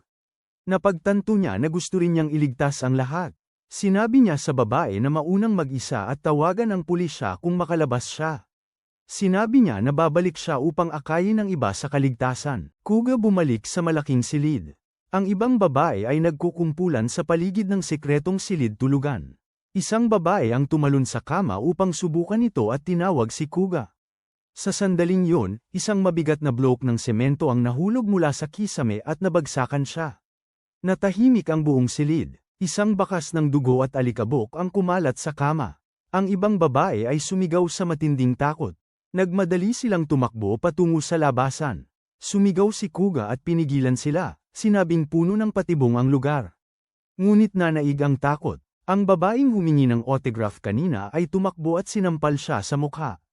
Sumigaw siya na lahat ay kasalanan nito at tinawag siyang mamamatay tao. Sinasabi niya na dapat niya itong sinabi sa kanila tungkol sa panganib. Sinubukan ni Kuga na kausapin siya ng masinsinan, ngunit hindi siya nakinig. Ang grupo ay ramagasa sa pasilyo. Bumukas ang pinto sa dulo at nakita nila ang isang elevator. Ang ilan ay sumugod pasulong. Sumara ang pinto sa likod ng isang babae at nag-lock, nasarhan siya sa labas. Ang iba ay nanatili sa loob kasama ang babaeng kulay rosas, ang buhok na tahimik na nagmamasid sa lahat at sinusubukang unawain ang pag-uugali ni Kuga.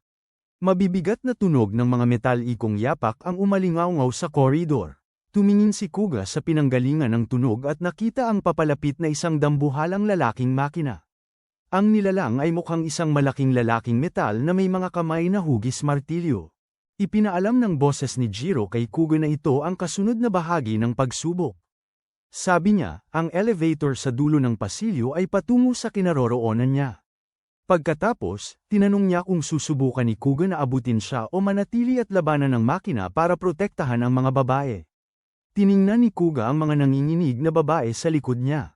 Masakit pa rin ang katawan niya mula sa naunang pagsasanay, ngunit itinataas niya ang kanyang sandata. Sabi niya, hindi niya sila kayang iwanan para mamatay. Humakbang siya pasulong at sumugod sa makina tao. Iwinasiwas ng makina ang mga braso nitong martilyo nang may napakalakas na puwersa. Halos mailagan at naharangan lang ni Kuga gamit ang kanyang anyong espada. Nararamdaman niya ang bawat tama na nagpapangatog sa kanyang mga buto, ngunit tumatanggi siyang lumayo sa mga babae. Tinawag siya ni Jiro na kaawa-awa sa earpiece at kinutya ang kanyang matigas na pananaw sa katarungan. Sa ibang bahagi ng syudad, nakaupo si Konoha sa maliit na apartment ni Akemi. May hawak siyang liham at nakatitig sa mga salita. Naghahanda si Akemi ng tsaa at tiningnan ang kanyang bisita. Mukhang maga ang mga mata ni Konoha dahil sa pag-iyak at pagod. Pumunta siya roon dahil hindi na siya makapanatili sa mansyon ng mga amagi. Sinabi ni Akemi kay Konoha na mapanganib na ang sitwasyon sa tahanan ng mga amagi. Sinabi niya na ang mga taong dating nagtrabaho sa korporasyon ay pumunta minsan sa kanyang pwesto. Sinabi nila sa kanya na si Jin ay lumipat upang manirahan sa kanyang mga magulang at inalok siya ng pera para makalimot tungkol sa kanya at para ayusin ang peklat sa kanyang mukha. Naaalala niya kung paano niya ibinalik sa kanila ang pera. Sabi niya hindi niya pinagkakatiwalaan ang korporasyong amagi, pero pinagkakatiwalaan niya si Jin. Sabi niya laging sinusubukan ni Jin na tulungan ang mga tao kahit mukha siyang matapang. Humihingi ng paumanhin si Konoha sa ginawa ng korporasyong amagi kay Akemi. Sinasabi ni Akemi sa kanya na hindi niya ito sinisisi dahil alam niyang iba si Konoha sa iba. Muling tumingin si Konoha sa liham at nagtanong kung talaga bang bumabalik si Jin sa kanyang mga magulang.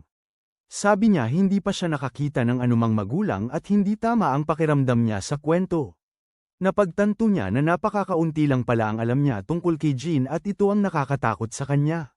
Ngayon, sa paligid ng lungsod, biglang namatay ang lahat ng dambuhalang outdoor screen. Nagtingala ang mga tao sa kalye, nalilito. Muling umilo ang mga screen at ipinakita ang mukha ni Haitani. Ipinakilala niya ang sarili bilang bahagi ng isang grupong tinatawag na Evil. Sinabi niya na sila ay mga nilalang na nilikha at pagkatapos ay pinabayaan ng mga tao. Sinabi niya sa mga kasamaan sa buong mundo na bumalik sa kanilang tunay na anyo. Sa simula, inakala ng karamihan na biro lang ito. Bigla, isang lalaki sa grupo ang nagsimulang magbago ang anyo. Lumaki ang kanyang katawan at tumigas ang kanyang balat habang bumabalik siya sa anyo ng isang halimaw. Inaatake niya ang mga taong malapit at nagkakagulo. Napuno ng sigawan ang kalsada. Nakangiti si Haitani sa screen habang mas marami pang matatanda ang sumasali sa kaguluhan. Sa apartment ni Akemi, nakita ni Konoha ang eksena sa telebisyon at nasusuka siya. Sumigaw siya kay Akemi na patayin ang TV. Mabilis itong ginawa ni Akemi at hinawakan ang balikat ni Konoha para pakalmayan siya. Tumakbo si Jin sa mga bubong ng syudad. May telepono siyang nakadikit sa kanyang tainga at kinakausap si Akemi. Tinanong niya kung nakita niya ang broadcast. Sabi ni Akemi nakita niya pero pinatay niya. Sinabi ni Jin sa kanya na sa tingin niya ay kasama niya si Konoha at hiniling na ingatan niya si Konoha kung siya dumarating. Sinasabi niya na patungo siya sa gitna ng bayan upang pigilan ang mga manlalaro. Ibinaba niya ang telepono at ninunguya ang isang piraso ng kanyang espesyal na gum na pang-aktibasyon. Nagsisimulang mag-react ang kanyang katawan habang gumagalaw ang kanyang Z-factors. Pinapanood ni Jiro ang lahat sa pamamagitan ng isang maliit na nilalang na may mata na nakaupo sa dingding. Nakikita niya si Jin na tumatakbo at nakikita rin niya si Kuga na nakikipaglaban pa rin sa lalaking makina. Patuloy na umaayon ng martilyo ng makina at ilan sa mga babae ay nakahandusay na walang buhay sa sahig. May mga sugat at nanginginig si Kuga ngunit nananatili pa rin sa kanyang kinatatayuan. Kinakamot ni Jiro ang kanyang baba at inamin na inaasahan niyang iwanan ni Kuga ang mga babae at habulin si Konoha. Sa halip, buong tigas na pinuprotektahan ni Kuga ang mga taong nasa harap niya. Humalakhak si Jiro at sinabi sa earpiece na may kakulangan pa rin ang hustisya ni Kuga. Sabi niya na may mahalagang bagay pa ring nawawala sa puso ni Kuga. Tumatakbo si Jin sa mga nawasak na kalye habang patuloy ang broadcast ni Haitani sa bawat malaking screen. Mas marami pa sa buong syudad ang unti-unting nagbabago at nawawala ng pagpipigil. Hinaharangan ng mga halimaw ang mga labasan at pinalilibutan ang mga grupo ng tao na parang biktima. Ninunguya ni Jin ang kanyang activation gum ng buo at nararamdaman ang pagbabago ng kanyang katawan. Umiilaw ang kanyang singsing ng anghel sa kanyang kamay. Tumalon siya sa gitna ng nagkakagulong karamihan at nagpabago ng anyo bilang ZET. Lumapag si Jin sa gitna ng mga halimaw at agad na nagsimulang sumalakay. Ang kanyang itim at puting anyo ay kumikilos ng mas mabilis kaysa sa makita ng mata ng tao. Mabilis niyang pinatumba ang isang manlalaro, idinapa ang isa pa sa semento, at itinulak ang ikatlo sa dingding. Mga kaaway na nawalan ng malay at napinsala ang bumagsak sa paligid niya. Napansin ni Haitani ang eksenang ito at inutusan ng mga camera crew na hawak niya na ituon ang pansin kay Jin. Lumabas si Jin sa bawat screen sa buong lungsod bilang isang halimaw na nilalang na nagel iligtas ng mga tao. Masayang tinawag siya ni Haitani na bida ng palabas. Sinabihan ni Jin ang mga taong malapit sa kanya na tumakbo habang may pagkakataon pa sila. Tinitignan nila siya ng may takot, hindi maintindihan kung siya ba ay tagapagligtas o isa pang halimaw. Sinabi ni Haitani sa pamamagitan ng speaker system na tapos na ang laro. Sinabi niya na sa wakas ay magsisimula na ang tunay na palabas ngayong lumitaw si ZET. Tinawag niya itong nilikha ng Amagi Corporation at sinisisi ang mga ito sa kaguluhan. Sa loob ng kanilang tahanan, pinapanood ni Hanako ang broadcast sa TV. Nakikita niya ang imahe ni ZET sa screen at nakilala si Jin sa ilalim ng maskara. Biglang sumakit ang ulo niya at siya ay umungol. Isang madilim na figure ang nakatayo sa likod niya. Bago pa siya lubos na makaharap, pinawalan siya ng malay ng tao at dinala siya palayo. Nagpapatuloy si Haitani sa pagsasalita sa mga screen. Sinabi niya sa publiko na ang Amagi Corporation ang gumawa sa mga manlalaro at gumawa din kay ZET. Idineklara niya na lahat ng kamatayang nangyayari ngayon ay nasa kanilang ulo. Lalong kumalat ang takot habang mas maraming tao ang nakarinig nito. Sa loob ng gusaling bitag, patuloy pa rin na lumalaban si Kuga sa lalaking makina. Ang mabibigat na martelyong metal ay umuugoy ng may mabagsik na bilis. Ginamit ni Kuga ang kanyang sword mode upang salagin ang mga atake, pagkatapos ay lumipat sa kanyang gun mode upang barilin ang mga kasukasuan. Bawat impact ay sumasakit ang kanyang mga braso at binti, ngunit may kakaiba siyang nararamdaman sa loob niya. Nararamdaman niya ang kagalakan. Napagtanto niya na ito ang pakiramdam ng tunay na hustisya para sa kanya. Isang hustisyang lumalaban sa kasamaan ng harapan. Sa wakas ay nagawang hiwain ng malalim ni Kuga ang katawan ng makina at inilantad ang panloob na organikong laman. Naunawaan niyang hindi lang ito isang robot, kundi isang manlalaro. Sinipa siya palayo ng makina at ipinadpad siya upang tumama sa pader. Pinwersa ni Kuga ang sarili na muling tumayo at sumugod muli. Nagpapalit-palit siya ng espada at baril ng mabilis at sa huli ay sinira ang makina manlalaro. Mula sa sirang ulo ng makina, isang maliit na nilalang na hugis mata ang gumapang palabas. Gumapang ito ng mabilis sa sahig at umakyat sa pader. Kasabay nito, nakaramdam si Ichiro ng sakit sa sarili niyang ulo. Ang nilalang na may mata ay malinaw na konektado sa kanya. Napagtanto ni Jiro na natalo ni Kuga ang kanyang paksa ng pagsubok at nakaramdam ng pagkayamot, ngunit nakita rin niya ang isang bagong pagkakataon.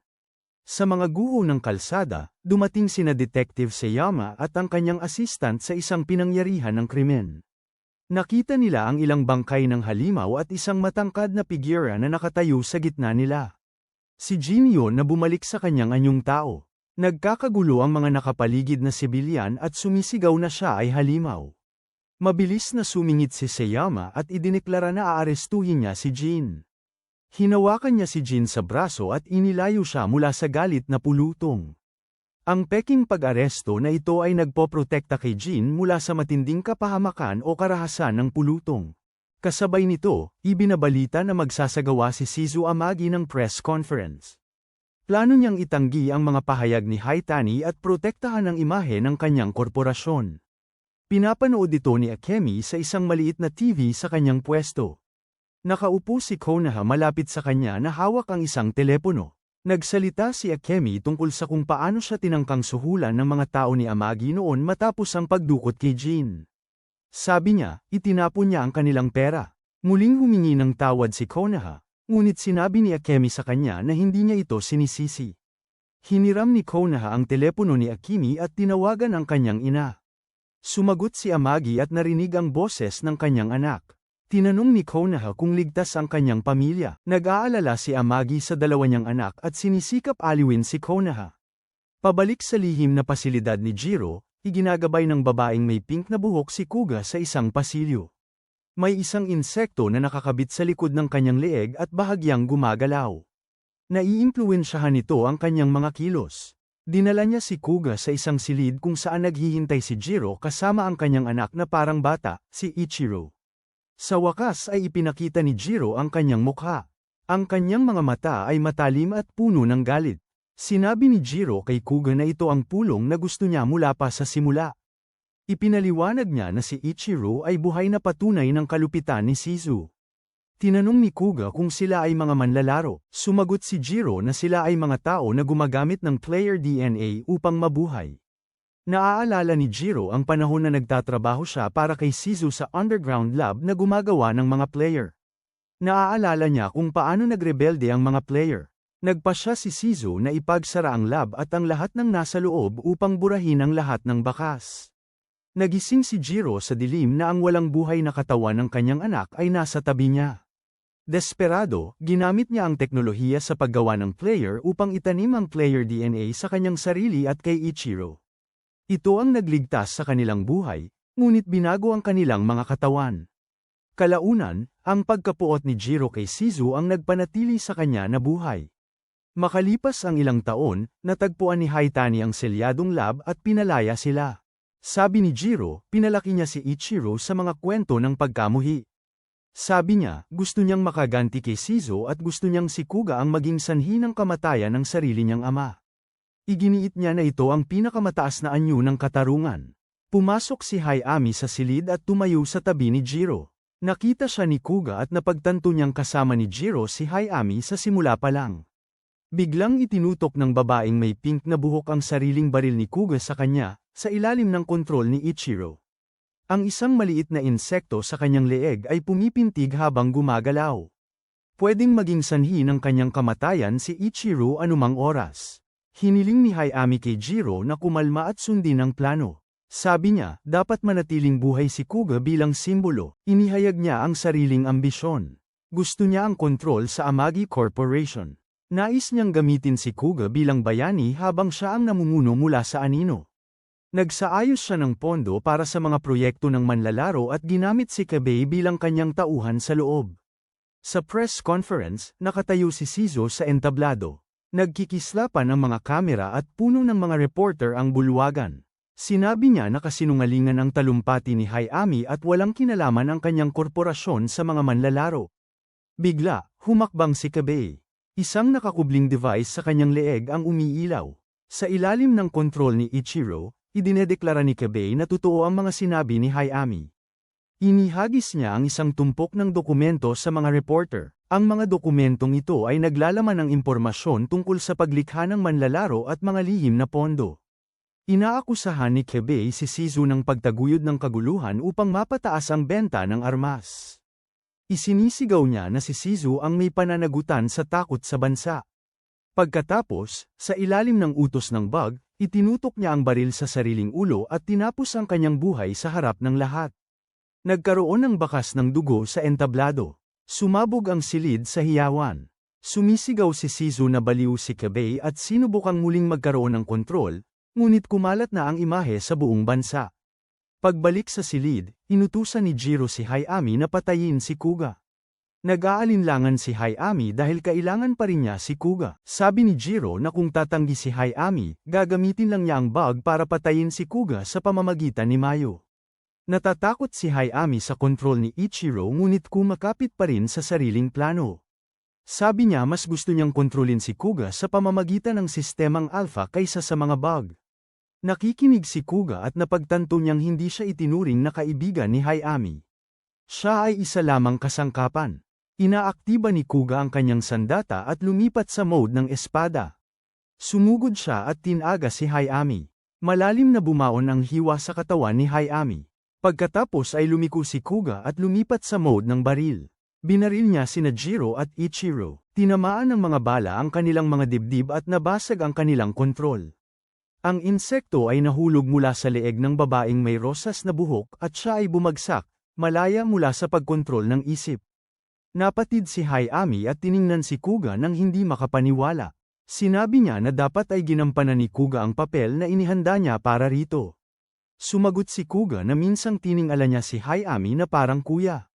Ngayon ay nakikita na lang niya ang isang lalaking nagmamanipula ng iba para sa sarili niyang ambisyon. Muling pinaputukan ni Kuga at binawian siya ng buhay. Nakahiga sina Jiro at Ichiro sa sahig. Nagsimulang matuno ang kanilang mga katawan.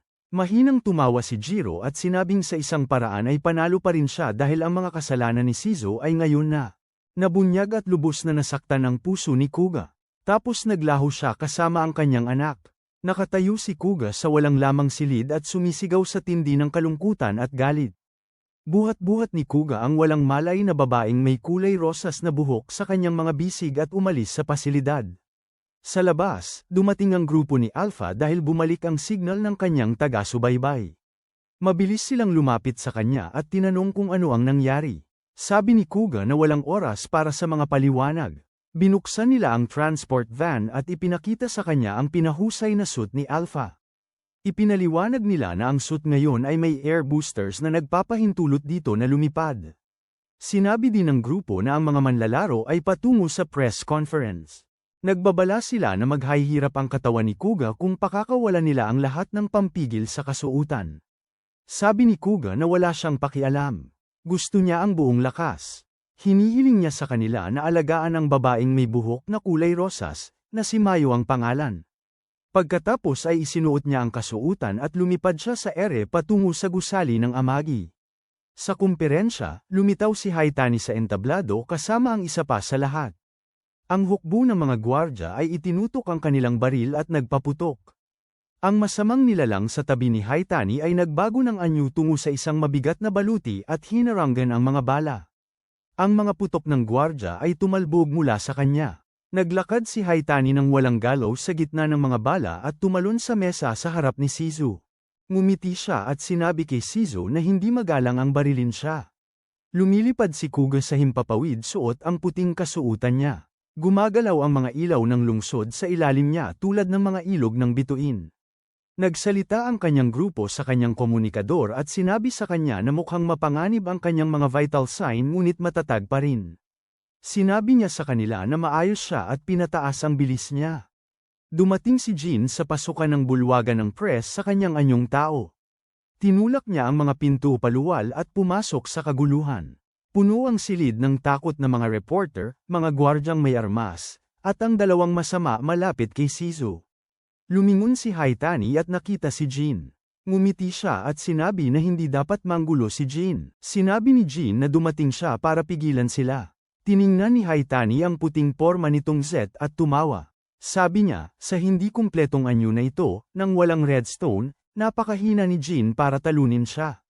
Gumalaw si Haitani ng mas mabilis kaysa sa makikita ng mata ng tao. Nagpakita siya mismo sa harap ni Jin at iniabot ang kamay sa loob ng dibdib ni Jin.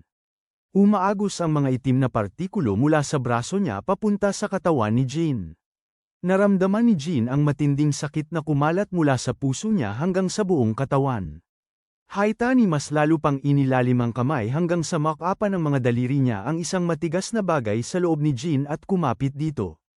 Hinayla ni Haitani pabalik ang kamay niya. Lumuhad si Jin at humingle. Nasa kamay ni Haitani ang pulang tulos na minsan niyang itinulo sa dibdib ni Jin upang buhayin ang pulang anyo nito. Ang batong walang ilaw sa dulo ay ngayon nagliliwanag ng malalim na pula. Ngumiti si Haitani at sinabing gusto ni Kanzaki na mamuhay si Jin bilang tao ngunit iniwan pa rin ang daang ito na bukas. Sinabi niya na marahil ay nais makita ng matanda ang tunay na anyo ni Jin kahit na nagkunwari itong pinuprotektahan ang kanyang pagkatao. Sinubukan ni Jin na tumayo ngunit bumagsak muli. Nanginginig ang kanyang katawan. Tiningnan siya ni Haitani at sinabing ang pagkamuhi ni Jin ngayon ang tunay na mukha ng isang manlalaro. Sinabi niya na hindi siya kayang talunin ni Jin sa puting anyo na ito. Sinabi niya kay Jin na mapapahamak siya agad kung tatanggi siyang tanggapin ang kanyang kapalaran. Saka tumalikod si Haitani mula sa kanya at tiningnan ng takot sa silid. Sa labas, ang suit ni Kuga ay umabot na sa limitasyon ng paglaya nito. Lakas ang umagos sa bawat bahagi ng kanyang katawan. Tinanong ng team kung nakaramdam siya ng pagkahilo o pamamanhid. Sinabi ni Kuga na mas malakas ang pakiramdam niya kaysa dati. Ang boses niya ay tila nasa sabik at nanginginig ng sabay. Sinabi ng team sa kanya na maaari nilang ibalik ang mga limiter kung may mangyaring masama. Sinabi ni Kuga na hindi sila dapat magpigil ng kahit ano. Si Konoha ay nakatayo sa pintuan ni Akemi. Hawak niya ang isang maliit na bag at mukha siyang determinado. Sinusubukan ni Akami na kumbinsihin siyang manatili dahil mapanganib na ngayon ang lungsod ngunit sinabi ni Konoha na hindi na siya maaaring magtago. Sabi niya, nasa labas sina Jin at Kuga. Humaharap sa mga halimaw at kailangan niyang makita kung ano ang mangyayari. Humingi siya ng paumanhin kay Akemi sa pagdudulot ng gulo. Humingi rin ng paumanhin si Akemi dahil hindi siya gaanong nakatulong. Nagpalitan ang dalawa ng mahinang ngiti at umalis si Konoha. Balik sa conference room, nakatayo si Haitani sa gitna ng takot na tao na hawak ang pulang steak. Nakahiga si Jin sa sahig, humihinga ng mababaw. Naramdaman ni Haitani na lumalaki ang galit ni Jin at sinabing gusto niya ang ekspresyong ito. Ibinaba niya ang steak sa harap ng mukha ni Jin. Sinabi niya rito na pulutin yun kung gusto nitong mabuhay at kung gusto nitong magkaroon ng kapangyarihan upang protektahan ang kahit ano. Dumahag si Kuga sa bintana habang suot ang alpha suit. Umuulan ng salamin sa paligid niya. Binaligtad niya ang sarili sa ere at lumapag sa harap ni Haitani. Agad na sumugod ang nakabaluting kasamaan kay Kuga. Kumilos si Kuga sa purong instinto. Sa isang malakas na hataw, tinamaan niya ang kalaban ng buong puwersa. Ang halimaw ay tuluyang bumagsak at hindi na makakilos. Nakatingin ang mga reporter ng gulat habang lumilitaw ang isang batang nakasuot ng puting baluti bilang isang tagapagligtas sa harap nila. Pinapanood ni Shiso ang eksena na may malalaking mata. Nakilala niya ang kanyang anak sa loob ng suit. Nagmamadaling lumapit si Kuga kay Jin at lumuhad sa tabi nito. Sinabi ni Jin sa kanya na kunin ang pulang karne mula kay Haitani. Tumingala si Kuga at nakita ang karne sa sahig. Natukoy ng scanner ng kanyang visor ang materyal. Itinugma ng sistema ito sa pulang bato na dating nasa kwintas ni Jin. Nakita ni Shiso si Jin at itinuro ito. Sumigaw siya na si Jin ang sumalakay sa kanilang tahanan at sumira sa kanilang mansyon. Inutusan niya si Kuga na wakasan si Jin. Ilang sundalo na nakasuot ng itim na alpha-style suit ang nakatayo sa likod ni Shiso. Ang kanilang baluti ay katulad ng kay Kuga ngunit mas madilim at mas mabigat. Sinabi ni Shiso na ang Alphas ay isa lamang prototype at maaari siyang gumawa ng marami pa kung gugustuhin niya. Tinuturing niya ang mga nakasut at ang mga sundalo bilang mga kasangkapang walang halaga. Tumingin si Kuga sa kanyang ama at kay Jin. Narinig niya ang kanyang ama na inuutusan siyang bumaril. Sa halip, itinaas niya ang kanyang baril at itinutok ito kay Sisu. Tinitigan siya ni Sisu nang hindi makapaniwala. Sinabi ni Kuga na ang kanyang ama ang ugat ng kasamaan na nagsimula ng lahat ng ito. Inakusahan niya ito ng paglikha ng mga manlalaro, ng pagtatakip sa mga krimen, at ng pagtrato sa mga tao na parang piyesa sa isang laro. Napanood ni Jin na may gulat. Itinutok ng mga sundalo ang kanilang mga armas kay Kuga. Nagbabala ang mga alarm ng panganib ng suit na maraming baril ang nakatutok sa kanya. Nagatubili si Kuga sa isang maikling sandali. Siya ay bumaril. Sa mismong sandaling yon, si Amagi ay tumakbo pasulong. Inihagis niya ang sarili sa pagitan ni Kuga at Sisu. Tinamaan ng bala ang kanyang dibdib. Ang pangalawang putok ay tumama kay Sisu at naging sanhi ng kanyang pagpanaw. Ang dalawang magulang ay bumagsak sa sahig. Dugo ang kumalat sa paligid nila. Ang silid ay nabalot ng katahimikan dahil sa gulat sa loob ng isang sandali. Pagkatapos, isa-isa ang mga miyembro ng madla ay nagsimulang sumigaw. Ilang manlalaro sa karamihan ang nagpasya na hindi na sila kailangang magtago. Nagbalik sila sa kanilang anyong halimaw. Nagsimulang humaba ang mga bias, nagbago ang kulay ng balat, at lumaki ang ngipin habang nagbabago sila. Ang kaguluhan ay bumalot sa bulwagan. Ngumiti si Haitani at idineklara na ang mga manlalaro na ang mamumuno sa mundo. Isang manlalaro ang lumilipad sa ere at kinokontrol ang mga lumulutang na orbs na sumisikat na may ilaw ng laser. Nagpapalabas ng sinag ang mga orbs na tumutulay sa mga pader at haligi. Bahagi ng pader ng conference room ay biglang nasira palabas. Sa labas, dumating si Konoha sa gusali at nakakakita ng mga taong tumatakbo papalabas ng pasukan. Hinaharangan ng mga pulis ang daan at pinipigilan ang paglapit ng mga tao. Sumisigaw siya na siya ay isang amagi at ang kanyang pamilya ay nasa loob. Naririnig ni Detective Sayama ang kanyang boses. Nakikilala niya si Konoha at kinukumbinsi ang mga opisyal na payagan siyang dumaan. Sumama siya sa kanya papasok sa gusali. Pumupuno ang usok at alikabok sa mga pasilyo. Umaalingaw ang mga sirena at sigaw sa lahat ng dako. Sa monitoring van, pinapanood ng team ni Kuga ang metrics ng kanyang suit. Nakikita nilang nananatiling mataas ang energy output ngunit pumupula ang body load marker. Isa sa kanila ang nagsabing hindi pa nila nasusubukan ang suit sa ganitong kondisyon. Nakaupo si Mayu sa tabi nila at nakatingin sa gusali. Nanginginig ang kanyang mga kamay. Hindi siya nag-aalala sa suit kundi kay Kuga mismo. Alam niyang pinaputukan niya ang kanyang mga magulang at nangangamba siya para sa kanyang isipan. Sa loob ng wasak na conference hall, nilalabanan ni Kuga ang laser player. Humaharang siya ng mga sinag, gumaganti ng putok, at tumatalon sa bumabagsak na labi.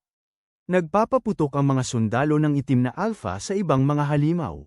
Mga katawan ng tao at manlalaro ay nagkapatong-patong sa sahig. Sinusubukan ni Jin na bumangon pero nananakit pa rin ang kanyang dibdib mula sa atake ni Haitani. Umuungol siya at muling bumagsak. Yumuko si Haitani at inilagay ang pulang tulos sa harap ng kamay ni Jin. Sinabi niya kay Jin na malapit nang mamatay ang lahat sa silid. Sabi niya na mamamatay din si Jin kung hindi niya tatanggapin ang kapangyarihang ito. Inulit ni Haitani na ang pulang anyo ang gagawing karisma ng kasamaan kay Jin, ang siyang mamumuno sa kanila. Inabot ni Jin ang tulos. Nanginginig ang kanyang mga kamay. Nakita ito ni Kuga at sumigaw sa kanya. Sabi niya na hindi maaaring tanggapin ni Jin ang kapangyarihang iyon dahil ito ay pag-aari ng panig ng kalaban. Sabi niya ay tila isinumpa ang bato. Nag-aatubili si Jin. Kasabay nito, ang laser player ay muling bumaril ng sunod-sunod kay Kuga. Sinira ni Kuga ang mga laser orb at ipinasok niya ang kanyang espada sa katawan ng kalaban. Sumabog ang kalaban at naging buhos ng liwanag. Pumasok si Konoha at Sayama sa bulwagan ng sandaling yun. Nakita ni Konoha ang mga katawan sa sahig, ang mga halimaw, ang usok, at ang sirang entablado. Nakita niya ang kanyang ama at ina na magkasamang nakahiga habang tumakbo siya papunta sa kanila at lumuhad. Umiyak siya at tinawag sila. Nalaman niyang patay na ang kanyang ama. Mahina pa ring humihinga ang kanyang ina. Muling nagsalita si Haitani at sinabi kay Jin na kailangan niya ng tulong sa pagpapasya. Nagbigay siya ng senadorya sa kanyang mga tagasunod. Isa sa kanila ang inihatak si Hanako papasok sa bulwagan. Mukha siyang mapatla at litong-lito. Inanunsyo ni Haitani sa harap ng lahat na malapit nang mamatay si Jin. Sumigaw si Hanako ng pangalan ni Jin, ngunit mahigpit siyang pinigilan ng kasamaan. Sinubukan ni Jin gumalaw, ngunit pinapako siya ng sakit sa lupa. Itinutok ni Kuga ang kanyang baril sa pulang estaka. Nagpaputok siya at napatalsik ito mula sa kamay ni Jin panandalian. Sumigaw siya na hindi ito dapat gamitin ni Jin. Tumawa si Haitani at inutusan ang natitirang mga manlalaro na umatake. Bumuhos ang mga bomba at sinag sa buong bulwagan. Isang pagsabog ang nagpatambak kay Jin palayo sa tulos. Nang hamupa ang alikabok, nakita ni Jin si Hanako na hawak pa rin ang kasamaan at nakita ang mas maraming taong namamatay sa paligid nila. Gumagapang si Jin patungo sa pulang tulos at hinablat ito. Tumakbo si Kuga sa kanya at hinawakan ang braso nito. Sabi ni Kuga na kung magiging masama si Jin, kailangan niya itong patayin. Tumango si Jin. Naiintindihan niya na ito ay isang pangako sa pagitan nila. Itinulak ni Jin ang tulos sa sarili niyang dibdib.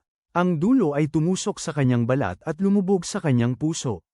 Ang kanyang singsing ng anghel ay bumuga ng matinding liwanag. Damaloy ang kuryente sa buong katawan niya. Umangat ang kanyang mga paa mula sa lupa habang siya ay lumulutang sa ere. Kidlat at hangin ang bumabalot sa kanya. Nayanig ang buong bulwagan habang sumasabog palabas ang enerhiya. Ang liwanag mula sa pagbabagong anyo ni Jin ay umakyat, bumulusok sa sirang kisame at patungo sa kalangitan. Sa buong lungsod, naramdaman ng mga tao ang isang daluyong ng hangin. Ang tagalinis ay tumingala mula sa malayong bubong at naramdaman ang enerhiya. Naramdaman din ito ng Panginoon ang kasamaan sa kanyang bar. Naiintindihan ng dalawa na nagsimula na ang isang bagong yugto. Ang katawan ni Jin ay lumaki at nagbago. Ang kanyang puting baluti ay naging ganap na pula na may itim na gilid. Ang kanyang mga sungay ay hamaba at tumalas. Ang orb sa kanyang dibdib ay lumaki at lumiwanag tulad ng isang maliit na araw. Siya ay nagiging halos 3 beses na mas malaki kaysa sa dati niyang pulang anyo. Ang lahat sa bulwagan ay nakatingala sa kanya. Ang mukha ni Haitani ay napuno ng kagalakan. Mahigpit na hinawakan ni Kuga ang kanyang espada at naghanda na umatake kay Jin kung kinakailangan. Tiningnan siya ni Jin at nagsalita sa isang kalmado, matatag na boses. Sabi niya ay napakasarap ng kanyang pakiramdam at hindi na kailangan pa siyang patayin ni Kuga. Muling suminag ang singsing na anghel ni Jin at naglabas ng purong sinag ng liwanag. Ang sinag ay humawi sa buong silid. Kung saan man ito dumaan, hindi kayang panatilihin ng mga nakatagong manlalaro ang kanilang anyong tao. Nagbabago sila pabalik sa kanilang anyong halimaw labag sa kanilang kalooban. Nagbabago rin si Haitani at inilalabas ang kanyang tunay na masamang anyo. Tumatawa siya at sinasabing pinipilit ng singsing ng paglalantad ang kasamaan na ipakita ang kanilang tunay na sarili at maaari nitong ayusin ng permanente ang kanilang mga anyo. Gulat na pinapanood ni Konoha habang nagsisimulang magbago si Hanako. Ang babae na hanggang ngayon ay nananatili sa tabi ni Jin ay nagbabago tungo sa pagiging isang manlalaro at nag-iiba ang kanyang katawan. Napagtanto ni Konoha na si Hanako ay isa ng manlalaro sa simula pa lang. Ikinakalat ni Haitani ang kanyang mga bisig at sinabing sa wakas ay nararamdaman niyang malaya na siya dahil hindi na niya kailangang magpanggap na maglingkod sa mga tao. Isang hiwa ng liwanag ang lumabas mula sa kanyang kamay at nagpabagsak ng ilang sundalo ng Black Alpha. Binawian sila agad ng buhay. Isa pang nilalang ng kadiliman ang sumugod kay Kuga. Sinalubong siya ni Kuga sa ere at nagpalitan sila ng atake. Lumipad ang mga alipato habang nagbabanggaan ang kanilang mga sandata. Tinutukan ni Jin ang iba pang manlalaro na gumagawa ng pinsala sa natitirang mga tao. Tinapos niya ang buhay ng isang masamang Electric Knight sa isang suntok. Isa pang manlalaro ang natunaw at naging buhangin ng tamaan ni Jin, walang naiwang katawan. Hinayla ni Konoha ang kanyang nasugatang ina palayo sa pangunahing lugar ng labanan. Sinuri niya ang paghinga nito at nakaramdam ng ginhawa na buhay pa rin ito. Damaloy ang luha sa kanyang pisngi habang tinitingnan niya ang kanyang patay na ama at ang kanyang wasak na ina. Sinabi ni Haitani kay Jin na si Hanako ay ang halimaw na buhangin na minsan ay nagtunaw ng mga tao at ginawang buhangin. Sabi niya gagawin niyang buhangin ang lahat dito kung hindi kikilos si Jin. Tiningnan ni Jin si Hanako na nakatayo ngayon sa anyo niyang manlalaro na may luha sa mga mata. Patuloy na nagsalita si Haitani. Sabi niya hindi na siya kailanman babalik sa pagiging tao. Ipinaliwanag ni Haitani na lagi siyang malapit kapag magkasama sina Jin at Hanako. Sinabi niya na siya ang nag-ayos ng kanilang pagkikita at gumabay sa kanilang relasyon. Alam niyang tinuruan ni Konzaki si Jin tungkol sa pag-ibig ng tao at nagpasya siyang baluktutin ang aral na yun sa pamamagitan ng paggamit kay Hanako upang linlangin ang puso ni Jin. Gusto niyang maramdaman ni Jin ang kaligayahan ng tao at pagkatapos ay biglang alisin ito. Umiling si Jin. Tumanggi siyang tanggapin na kasinungalingan lang ang damdamin ni Hanako para sa kanya. Nag-ipon ng galit sa kanyang loob. Nagpakawala siya ng dagandong at buong lakas na sumugod kay Haitani. Itinaas ni Haitani ang kanyang mga kamay at nagpakawala ng ilang hiwa ng liwanag na humahati sa hangin. Ang mga talam na ito ay tumama sa katawan ni Jin at pinabagal ang kanyang paglapit. Patuloy siyang pinupukaw ni Haitani. Sumigaw siya na dapat tapusin ni Jin si Hanako dahil ang pagtatapos sa mga manlalaro ang kanyang papel. Sabi niya na dinadaya siya ni Hanako at ang tunay na mangangaso ay hindi nag-aalinlangan. Binaliwala ni Jin ang kanyang mga salita at pinilit lumusot sa mga hiwa ng liwanag. Nag-iiba siya ng anggulo sa ere at iniunat ang kanyang kamay pasulong. Ang kanyang mga kuko ay humiwa sa dibdib ni Haitani. Napaatras si Haitani. Sa halip na sumigaw, tumawa siya. Sabi niya, ito mismo ang damdaming gusto niyang makita. Sa kalangitan sa itaas ng lungsod, mabilis na lumilipad ang helicopter ni Mitsugay patungo sa gusali. Nagulat ang kanyang mga tanod na patuloy na tumataas ang antas ng kaguluhan. Ipinakita nila sa kanya ang mga larawan mula sa labanan. Nakita ni Mitsugay ang kumpletong anyo ni Jin at napagtanto na natupad ang pangarap ng buong Z. Ngunit sa isang malaking kapalit, patungo rin ang grupo ni Kuga sa lugar at nakikipag-usap kay Mitsugay sa pamamagitan ng radyo. Nakahanay si Hanako sa gitna ng bulwagan sa kanyang anyong manlalaro. Ang kanyang katawan ay naglalabas ng butil ng buhangin na unti-unting sumisira sa sahig. Ang mga taong sumusubok na tumakbo lampas sa kanya ay nagsisimula ring maging buhangin. Lumilipad si Kuga sa ibabaw ng larangan ng digmaan sa kanyang sirang alpha suit. Nakita niya si Hanako na ginagawang buhangin ang mga tao at naalala ang mga salita ni Haitani. Sumisid si Kuga. Itinuon niya ang lahat ng kanyang natitirang lakas sa kanyang espada. Iwinasiwas niya pababa kay Hanako at tinablan ang kanyang katawang manlalaro. Kumalat palabas ang buhangin. Lumaki ang mga mata ni Hanako habang nawawalan siya ng buhay. Ang kanyang katawan ay gumuho at naging isang bante ng buhangin na bumagsak. Lumingon si Jin at nakita ang babaeng mahal niya na namatay sa harap niya. Ang kanyang uncle ay yumanig sa gusali. Binitawan niya si Haitani at nagmadali patungo sa labi ni Hanako. Buhangin na lamang at malabong bakas ng dati niyang anyo ang naroon. Bamanat si Jin ng sigaw ng pagkabigo na umalingaw-ngaw sa bulwagan.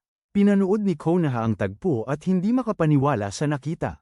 Naintindihan niya na pinatay ni Kuga si Hanako. Nakatayo si Detective Sayama malapit sa kanya at ramdam ang bigat ng ginawa ni Kuga.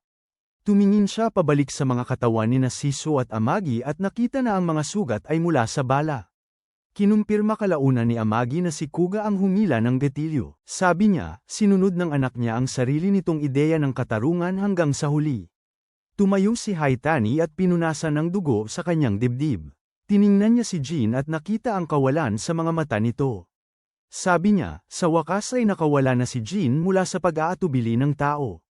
Patuloy siyang nagsalita tungkol sa kung paano ang pusong nakadarama ng pagmamahal ay lumilikha lamang ng kahinaan. Sabi niya, ang pagtapos ni Kuga sa buhay ni Hanako ang nagtatanggal ng kahinaang yun at ito ang kanyang gantimpala kay Jin. Sinubukan ni Kuga magsalita ngunit itinumba siya ni Haitani. Kumikislap ang suit ni Kuga at ilang limiter ang nagsara upang protektahan ang kanyang katawan. Sumigaw ang team sa van na umabot na sa kritikal na antas ng pinsala ang suit niya. Tumakbo si Konoha patungo sa kanyang kapatid. Habang lumuluha, sinabi niya sa kapatid na itigil na ang paghahabol sa katarungan at ang pakikipaglaban. Aniya, wala nang matitira na mapoprotektahan kung mawawala siya sa kanyang sarili. Tumingala si Kuga sa kanya na may walang buhay na mga mata. Tinawanan ni Haitani ang buong tagpo. Lumapit siya kay Kuga at hinawakan siya sa lupa gamit ang isang paa. Pagkatapos, bumaling siya kay Jin at sinabi rito na tapusin na si Kuga. Aniya, si Alpha ang tunay na kaaway dahil pinatay nito si Hanako. Inabot ni Haitani kay Jin ang espada ni Kuga at sinabing ang pagpatay dito ang magpapaganap sa kanyang pagiging charisma. Dinampot ni Jin ang espada. Ang kanyang malaking pulang anyo ay lumakad patungo kay Kuga. Sigaw ni Konoha at pinakiusapan siyang huminto. Nakatayo si Jin sa harap ni Kuga na nakataas ang espada. Saglit na tila susunod siya kay Haitani. Sa huling segundo, nagbago ng direksyon si Jin. Sa halip, itinulak niya ang espada kay Haitani. Ang talam ay tumagos sa dibdib ni Haitani at idiniin siya sa lupa. Ngumiti si Haitani kahit na noon. Sinabi niya na malugod niyang iniaalay ang kanyang buhay kung nangangahulugan ito na isisilang ang karisma. Inalis ni Jin ang puso ni Haitani gamit ang kanyang mga kuko. Humina ang katawan ni Haitani ngunit ginamit niya ang kanyang huling lakas upang magpakawala ng dalawang malakas na hiwa ng liwanag pataas.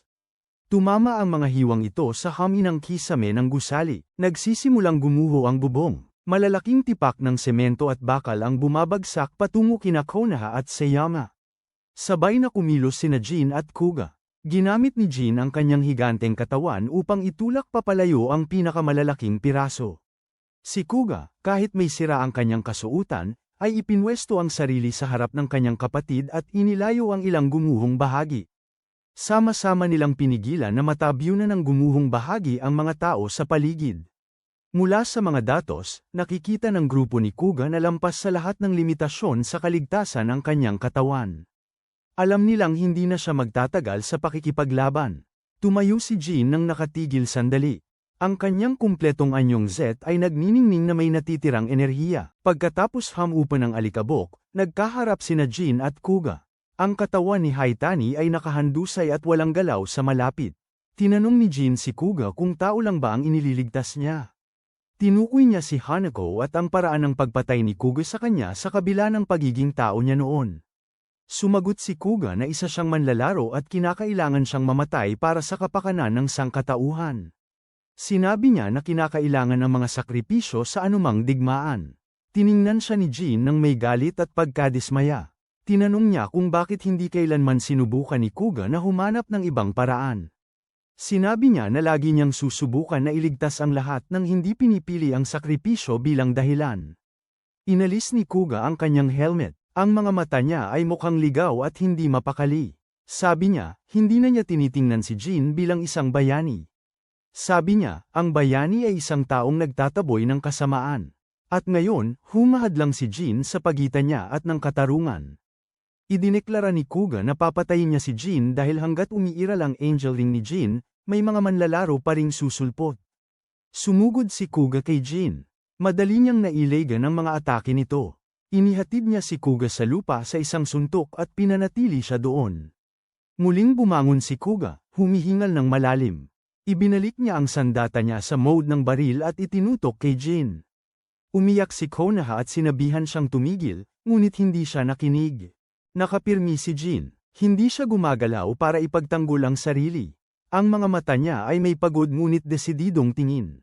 Nanginginig ang mga kamay ni Kuga habang pinipindot niya ang gatilyo. Umagang ang putok sa bulwagan. Lumipas ang 3 taon. Ang lungsod ay bumalik sa isang kakaibang uri ng normal na pamumuhay. Gayunpaman, sa gabi, mayroon pa ring ilang manlalaro na lumalabas sa madilim na eskinita. Isang gabi, isang manlalaro na may baluktot na instinto ang samukol sa isang lalaki sa pagitan ng mga pader. Bago pa mapatay ng manlalaro ang lalaki, bumaba si Alphys na suot ang kanyang puting trage. Natalo niya ang manlalaro sa isang malinis na atake. Nagpasalamat ang lalaki sa kanya. Sinabihan siya ni Alphys na tumawag ng tulong anumang oras na kailangan niya. Ang mga balita ay pinag-uusapan ang pag-atake. Sinasabi nila na bumaba ang mga insidente ng manlalaro sa nakalipas na 3 taon. Ikinredito nila sa Alphys ang pagpapanatili ng kapayapaan sa lungsod. Walang nakakaalam ng kanyang tunay na pagkakakilanlan. Ngayon, nakaupo si Kuga sa opisina ng presidente ng Amagi Corporation. Puno ng papel at monitor ang kanyang mesa. Pumasok si Mayu sa silid ng nakangiti. Magkarelasyon na sila ngayon. Tinanong ni Kuga kung bakit siya dumating ng napakaaga dahil ilang oras pa bago ang party ng kumpanya. Tumawa si Mayo at sinabing gusto niya itong makita bago ang kaganapan. Sandali nilang binanggit ang mga manlalaro at umaasa silang walang makakaabala sa party. Kuga naaalala ang huling sandali 3 taon na ang nakalipas. Nang barilin niya si Jean, gumalaw si Jean sa huling sandali at nakaiwas sa nakamamatay na tama. Tinabig ni Jean ang baril at hinawakan ng mahigpit si Kuga sa sahig. Ang kumpletong anyo ni Jean ay nagsisimulang magbago pa. Lumitaw ang mga pakpak mula sa kanyang likod at ganap na natakpan ng helmet ang kanyang mukha. Ang kanyang aura ay naging mas marahas. Nadama ng sweeper na malapit nang lumitaw ang karisma. Lumakad siya patungo sa gusali. Tinaas ni Jean ang kanyang kamay at humanda na tapusin ang buhay ni Kuga, ngunit may pumipigil sa kanya. Sumigaw siya at pinilit ang sariling katawan na huminto. Ang mga pakpak at helmet ay nagkawatak-watak sa mga maliit na butil ng liwanag at naglaho. Ang anyo ni Jean ay bahagyang lumiit ngunit nanatiling buo. Tiningnan niya si Kuga, si Konoha, at si Sayama. Inulit niya ang mga salitang minsang sinabi ni Sayama sa kanya noong bata pa siya. Sinabi niya na dapat panatilihing nakataas ang kanilang mga ulo ang mga tao dahil hinding-hindi nila mahahanap ang pag-asa sa lupa. Pagkatapos ay tumalon siya mula sa gusali at naglaho sa dilim ng gabi. Sinubukan ni Kuga na habulin siya, ngunit pinigilan siya ni Mitsugay. Sabi ni Mitsugay na nasa kay Jin pa rin ang singsing ng paglantad, ngunit ang mga turo ni Kanzaki ang nagpapanatili ng puso niyang makatao. Sinabi niya na nabigo si Haitani dahil hindi niya mabura ang pagkatao ni Jin. Ipinaliwanag niya na ipinanganak ang mga manlalaro na may likas na hilig na pumatay at sinubukan nila ni Kanzaki upang gamitin ang likas na gawi na sirain ang ibang manlalaro. Para magawa yon, kinailangan ni Kanzaki na palakihin si Jin bilang isang taong nakaiintindi ng pagmamahal at pagdamay para makontrol niya ang sarili niyang kalikasan. Sa kasalukuyan, tumano si Kuga sa buong lungsod. Iniisip niya kung nagkukubli ang mga manlalaro dahil takot sila sa Alphas o dahil takot sila sa muling paglitaw ni Jin bilang ZET. Sinabi ni Mayo sa kanya na huwag mag-alala at sinabing itinuturing na bayani ng lahat si Alphas ngayon. Tinanong siya ni Kuga kung ano sa tingin niya ang katarungan. Sumagot siya na para sa kanya, siya ang katarungan. Sa Undertown, nagbigay ng pagkain sina Konoha at Akemi sa mga walang tirahan. Nakatayo sila ng magkatabi tulad ng dati nilang pagtayo kasama si Amagi. Nagpasalamat ang mga tao sa kanila. Dumating si Detective Sayama at binati sila. Tinanong niya kung may narinig na sila mula kay Jin. Umiling si Konoha. Bamantong hininga si Akemi at sinabing sana man lang ay tumawag si Jin kahit minsan. Napansin niya na tanging si Alphas lamang ang kinikilalang bayani mula noong malaking labanan. Sinabi ni Sayama na hindi pa rin siya sumusuko sa paghahanap kay Jin. Hiniling niya sa kanila na tawagan siya kung makita man nila ulit si Jin. Tumingala si Konoha sa kalangitan sa gabi at nagtaka kung nasaan na ngayon si Jin. Nang gabing yon, lumapit ang dalawang dalagita sa ilang lalaki sa isang madilim na eskinita. Ang mga dalagita ay nagpakita ng pagiging palakaibigan at mapanukso. Ang mga lalaki ay sinusubukang lumapit sa kanila. Biglang bumaba si Jin, sa kanyang anyong ZET, sa harap nila. Ang kanyang singsing na anghel ay suminag ng maliwanag at naglabas ng pulso ng ilaw. Ang dalawang babae ay sumigaw habang nawawala ang kanilang panakip anyo ng tao. Ang kanilang mga katawan ay nagbago sa anyong manlalaro. Mabilis na sumalakay si Jin at winakasan ng dalawang manlalaro bago pa sila makakilos. Ang dalawang lalaki ay tumakas sa matinding takot. Mula sa mga anino sa malapit, isang manipis na figura ang nanunood. Ito si Haitani, na kahit paano ay nakaligtas sa isang nasirang kalagayan. Kumitid ang kanyang mga mata habang pinagmamasdan si Jin. Sa isang lugar ng konstruksyon sa ibang bahagi ng lungsod, nakatayo si Jin ng mag-isa. Lumitaw ang tagalinis sa likod niya dala ang kanyang nagniningas na espada. Sinabi niya kay Jin na nais ng guro ng kasamaan makipag-usap sa kanya. Binalaan siya ni Jin na ang kanyang singsing ng anghel ang magpababa ng lakas ng guro kung magtatagpo sila. Sinabi ng tagalinis na gusto pa rin niya ang pagpupulong dahil nag-aalala ang guro. Binalaan din niya si Jin na si Kuga ay maaaring maging kasing delikado sa evil gaya ni Jin. Tumango si Jin. Naiintindihan niya na ang mundo ay marupok pa rin. Tumalon siya mula sa gilid ng gusali. Habang nahuhulog siya, ini-activate niya ang kanyang singsing ng anghel at nagbagong anyo sa ZET muli. Ang kanyang katawan ay nagniningas na pula sa madilim na kalangitan habang lumalabas siya upang hanapin at pigilan ang sinumang manlalaro na nagbabanta pa rin.